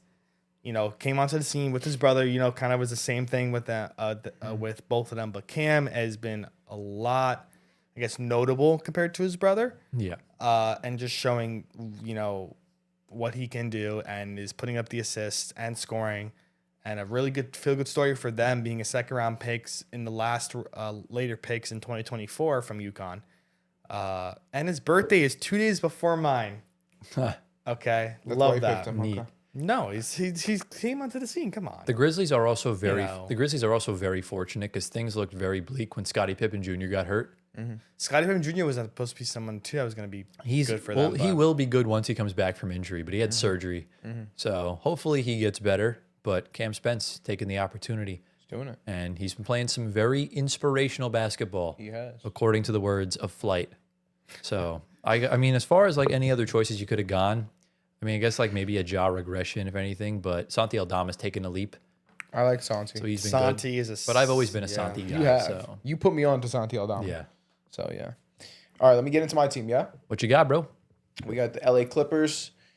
The surprise about them is obviously they started the season terribly. They were 3-16. Yeah, And then they turned it around completely. Now they're 16-3 in their last 19 games. So that's a huge surprise. No one saw that coming. No Well, one saw that coming. there is one main reason for Please that. tell me. Kawhi Leonard. Yes. Oh, But him playing great is not a surprise. To you know, me. It's really the him Clippers. playing is a surprise. You're right. You're right. He missed all of November and then has just been an Iron Man for like the past 2 months. You're actually really right. Like yeah. it's been such a surprise. Thumbnail, Kawhi Leonard. Let's I go. got you with the thumbnails today, bro. I appreciate I it. got you. But yeah, just Kawhi yeah. this season, man. Yeah. I'm glad he was named an All-Star. He's been playing incredible basketball on both ends of the floor. And I think he's going to play really well next to Darius Garland. This is why they didn't trade Ivica Zubac at the deadline. Well, hopefully they didn't. There's still one more day at the time of recording. But I'm going to lean on the fact of no. So you're going to roll out a starting lineup of Darius Garland at the 1, Who's at the 2? Chris Dunn at the 2, Okay. Kawhi at the 3. Who's playing the 4 right now? Question mark? John Collins. John Collins, right. And then Ivica Zubac at the 5. Because I know that 4 spot's been flip-flopping. So Yeah. Kawhi, man, I'm telling you, Darius Garland's going to help out when he comes back think from so, too. injury. Yeah. But this team will go as far as Kawhi takes them. For sure. So sure. I'm proud of Kawhi Leonard. He's always been one of my favorite players. Quick question. Clippers, will they get up to a top 6 seed in the West? I'm just going to take a look at the standings, to be honest with you, because I Do you don't, think, yeah. because I know that they're capable of it, but is it possible? Is it possible? So right now in the Western Conference, they sit, they're in the play and they're 9th, Yeah. but they are 7 games behind 6th. So is it Yeah, possible it's- once again? It's possible. How You're- likely? It's not very likely because, Okay. to be honest with you, 5th and 6th are the Lakers and Timberwolves. The Lakers have Luka Doncic, and the Right, Wolves could right, easily right. get Giannis if So they don't playing have him team. already. Playing team. And the teams in front of them, they'll get in front of the Warriors, but you're not catching Phoenix. Yeah. So Playing. exactly, they're a playing team. If they get in, then congratulations, you're getting swept by the Thunder or Spurs. That's kind of how it is. Yeah. So, but not bad. All right, Tyler, you got it. This is my penultimate team, right? All right, we're going to the Boston Celtics. The whole team. The whole The team. whole team. The whole team has been a shock Yes. as far as like how they're this good. Shout out to Nemias Queta for being a good center and everything of that nature. Shout out to what Anthony Simons did. I was listening to so many interviews. They were close with a lot. he was close with everyone on the team. Him and Xavier Tillman's kids were close. So it sucks that everyone's gone. Yeah. But one thing I did not see coming was the MVP candidacy of Jaylen Brown. Yeah. Because we all knew Derek White would still play Derek White. We all knew Peyton Pritchard would take the leap up. Peyton's nice. He's nice, but I knew he would be good. I know he'd be this good. I didn't know Jaylen Brown would be this good. You're right. Arguably right now, when you're taking into like guys that missed games, he's like a top 3 player in the league. Because Jokic is about to be ineligible. Wemby's about to be ineligible. Luka and Shea have already missed. By the time this month ends, they'll probably have already missed like 10 to 12 games. Jaylen Brown is playing out of his damn mind. We remember there was beef with LeBron about him saying Bronny's not a pro. LeBron literally just talked about how great he took a whole segment with Tyrese Halliburton talking about how great Jaylen Brown was playing. That's how good he's been hooping. And he is not only an all-star starter for the first time this season, he's in the top 5 in the MVP voting. Last season, he averaged 22, 6, and 5 playing next to Jason Tatum. Wow. On 56% true shooting, 32% from 3. This season, he's averaging just under 30 points. I think it's like 29.7. 7 rebounds, 5 assists on 58% true shooting and 36% from 3 on much higher volume and much higher usage. Wow. He is the reason why the Celtics are top 4 in the Eastern Conference. And lowest of key, I could absolutely see the Celtics winning it all without Jason Tatum coming back. Hello?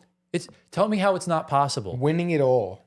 Who is a threat to the Celtics in the Eastern Conference? Brother.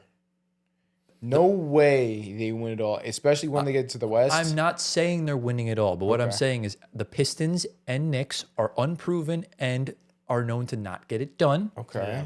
I think in the playoff series, I'm taking the Knicks and the Pistons both. I think I would too, but I'm saying crazier things have happened. Okay. Yeah. And if OKC gets bounced early, Denver's really injured right now. I'm not even sure they can get there. San Antonio's really young. Yeah. I think there's a realistic opportunity if the Celtics are healthy. They have Vucevic in the door now. They have their center. Vooch, With the conference finals and finals MVP as the number 1 option. I'm not saying it's going to happen, but it's possible. You know what? I'm not mad at that take. I mean, it's a hot take. That could be in our bold predictions episode next month. I like it. I'm gonna just say that. I like it. I've definitely transitioned my Hawks stock to the Celtics this year because the Hawks are just want to be mid for whatever reason. Nah, you can't do that, twin. You got to stand on business. It don't matter. They're 10th in the East. I already know they're not making the finals. At this point, the Pacers were already in the top 5. Look, like Kevin Garnett said, I know anything's possible, but I'm being realistic here. I didn't expect them to trade Trae Young. Yes, I know. So that was heavily predicated on I know. But shout out Jaylen Brown. Yeah. Shout out the Celtics. Job well done, Joe Mazzulla. All right. Last round? Last round. Yeah. Antoine, who's your final team? So we're going to go to San Antonio here. To be honest with you, I guess the only thing that kind of surprises me is that Dylan Harper's actually looking pretty good off the bench. Yeah. We've said in the beginning, how is this going to work? He's like the 6th man right now and putting up numbers on the bench. It's only 10 points a game, 3 assists, 3 rebounds, but the box scores are filled, 20 points, sometimes a little bit more. It is kind of like iffy. There are like big donuts where he's not playing a lot. Hopefully he gets better, but when he is on and scoring 20 plus a night or a little less than that, he looks really good. Yeah. So it's the start for him. He's only 19. Just like Jason I Tatum. shouldn't have said that. You love saying that. But he's looking really good. And listen, for someone that we thought was going to get no playing time or get traded, is making the best of what? I don't know about that. I didn't think Traded for like Giannis. Well, they weren't going for Giannis. Okay, fair. I'll take that back then. Someone that we thought was just going to be bottom, like not getting any minutes to the bench. Not sure his role, I think, is the better way to word it. Well, I said not sure his role. Now he's going to a 6th man type of thing. Yeah. He knows his role now. He's excelling. Yeah, but he could start though. Who knows? I probably would have gone for either Champagny or Keldon Johnson. Yeah. I don't think I was shocked by Champagne or Keldon Johnson. Keldon Johnson I was surprised with. I didn't think Keldon Johnson played all that great last season. He's playing much better. Maybe Keldon, now. yeah, probably.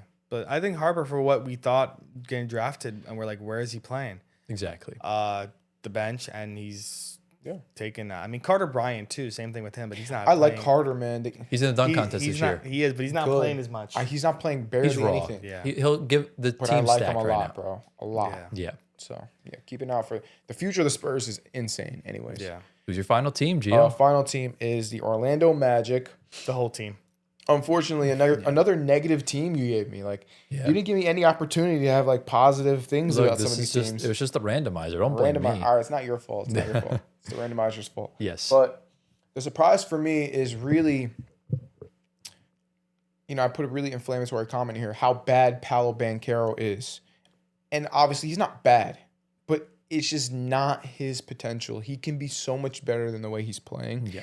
Think about it. He's 6'9", he's 250 pounds, and bro does not use his body. Bro does not dunk the basketball. He's 6'9", and he barely dunks. 6'10". That's even worse. And I haven't seen him dunk the basketball in a long time. Yeah. That's scary. If you're 6'10" and you're athletic, he's athletic. What are you doing? Dunk the ball, right? Use your physicality. He has all the physicality in the world to use, and he doesn't use it. This is why he's playing, not as well. He also, another thing, he needs to be humbled. Okay, he's playing like he's the franchise guy. He's that dude. He dribbles up the ball, does his little dance. No, bro. Like he needs someone to come in there and humble him, right? And then I think he'll play well. I think he's a really good player. Yeah. He needs a vet, some type of veteran voice to really guide him, so he can figure it out. Yeah. And it starts with him, and then it'll trickle down to the rest of the team. Get CP3 in the door ASAP. They need him badly. I'm telling in you, the worst way. I'm telling you, Gio, please take your fraud talk from the Cavs and put it on the Magic instead. No. I never believed in the Magic to begin with. Though a lot of people did, though. I don't know why. Even the Cavs beat them. I think I put him in like maybe a 5th seed, but I had them in the play-in last year. A lot of people had him, but like a lot of people had him like top 2 seeds in the East. Yeah, I knew they wouldn't be that good. I think we all put them 4th in the East this year. Okay. Yeah, because Desmond Bane. Right. We thought it would be a difference. Yeah. As good as he's been. I mean, Desmond Bane, there is a positive Anthony Black. Yes. Oh my God, Anthony I totally Black. forgot about Anthony him. Black. Anthony Black is phenomenal, and I think he's their starting point guard of the future. He has arrived. You think Jalen Suggs is out? He's expendable. No, not at all. Not expendable. But he can be your shooting guard, you're saying? No, No, you 'cause have Desmond you have to Bane- you have to bring Anthony Black off the bench. Really? If this That's team's going to rough. compete for championships, I don't know. right now you need the defense of Jalen Suggs in the starting lineup I because think you just like Jalen Suggs a little too much. he's a good 3-point shooter. That's the thing that's Is he? keeping him in there. Yeah, and that team can't Speaking shoot. of another horrible bench too, the Magic. Yeah, and they just traded Tyus Jones too. So Yeah. So the Magic are looking cooked right now. they want Giannis also, by the way. He's not going over there. I don't think so either. I think he's either going to Minnesota or he's staying put. I heard about that. Yeah. So yeah. all right, Tyler, last team. that just leaves us with one team left. My goodness, how long is this segment? An hour and 16. 16. Yeah, we're going to the Valley. The Phoenix Suns are the final team. Dillon Brooks, bro. Dillon Brooks has been incredible, Yeah. but I did not choose him. Okay. I think it was Colin Gillespie. It's Colin Gillespie. Yeah. As great as Dillon Brooks has been playing, did not expect him to do this. But did you expect Colin Gillespie to Definitely be not. averaging 14, 6, and 5 Definitely not. Just had 30 last night. on That's ridiculous. 44% from 3? Yeah, that's ridiculous. 61% true shooting. This dude was on a 2-way contract less than a year ago. He's their starting point guard, right? He is. Yeah, he is. You're telling me he's the starting point guard on that? That's incredible. Yeah, he's When they like, that's an upgrade on Bradley Beal. Huge Oh, yeah. upgrade. Yes. Last season he averaged 6, 2, and 2, Yeah. which is crazy.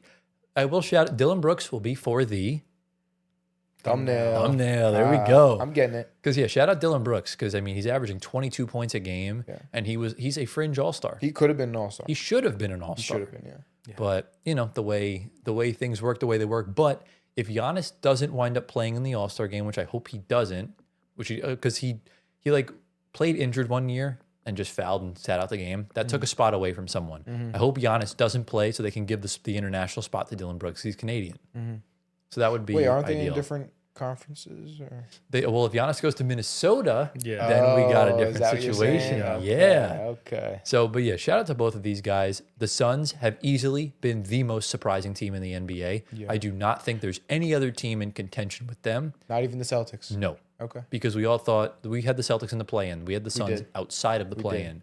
And wait, where did I? He was the one that put them in the play-in. You did. I told you the Suns were going to be good. Stop the cap, bro. Gio, because you go back to the podcast and watch where I put them. But eighth in the conference is not good.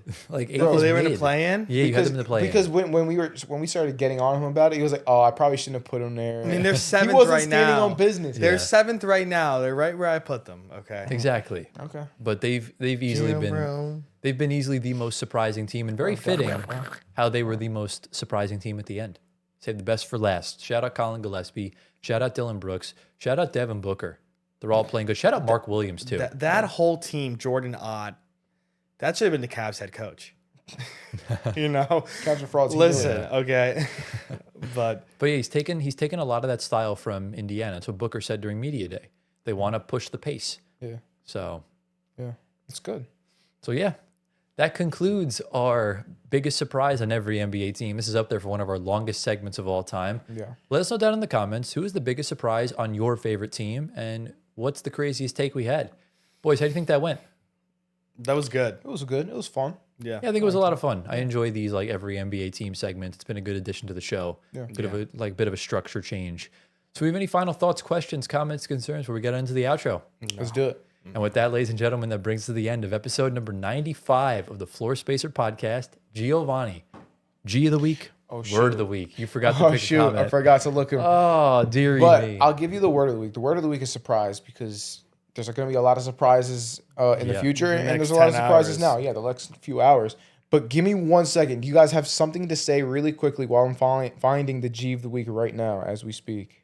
Yeah. So as per usual, we're hearing some good things in the streaming realm. We're not allowed to talk about right now, but that could be changing later on in the future. Obviously, we hope you enjoyed the Twitch stream we did for the NBA trade deadline. We also stream on YouTube and my Twitter.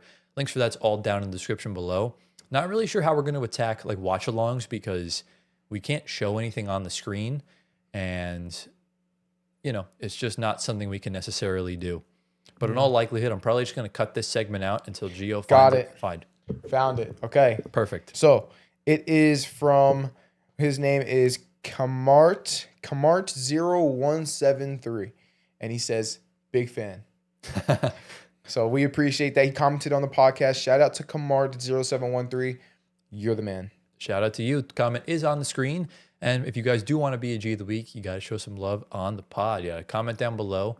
If you have a question to take, it's kind of like comment of the week and stuff like that. So do that. Comment down below. Surprise. Obviously, the trade deadline was a rousing success in the NBA, and it's kind of all-star break now. We got a couple episodes planned before we kind of transition from the every NBA team to the every NBA playoff team as we kind of cut out these bottom feeders from the list. These episodes will get a little bit shorter.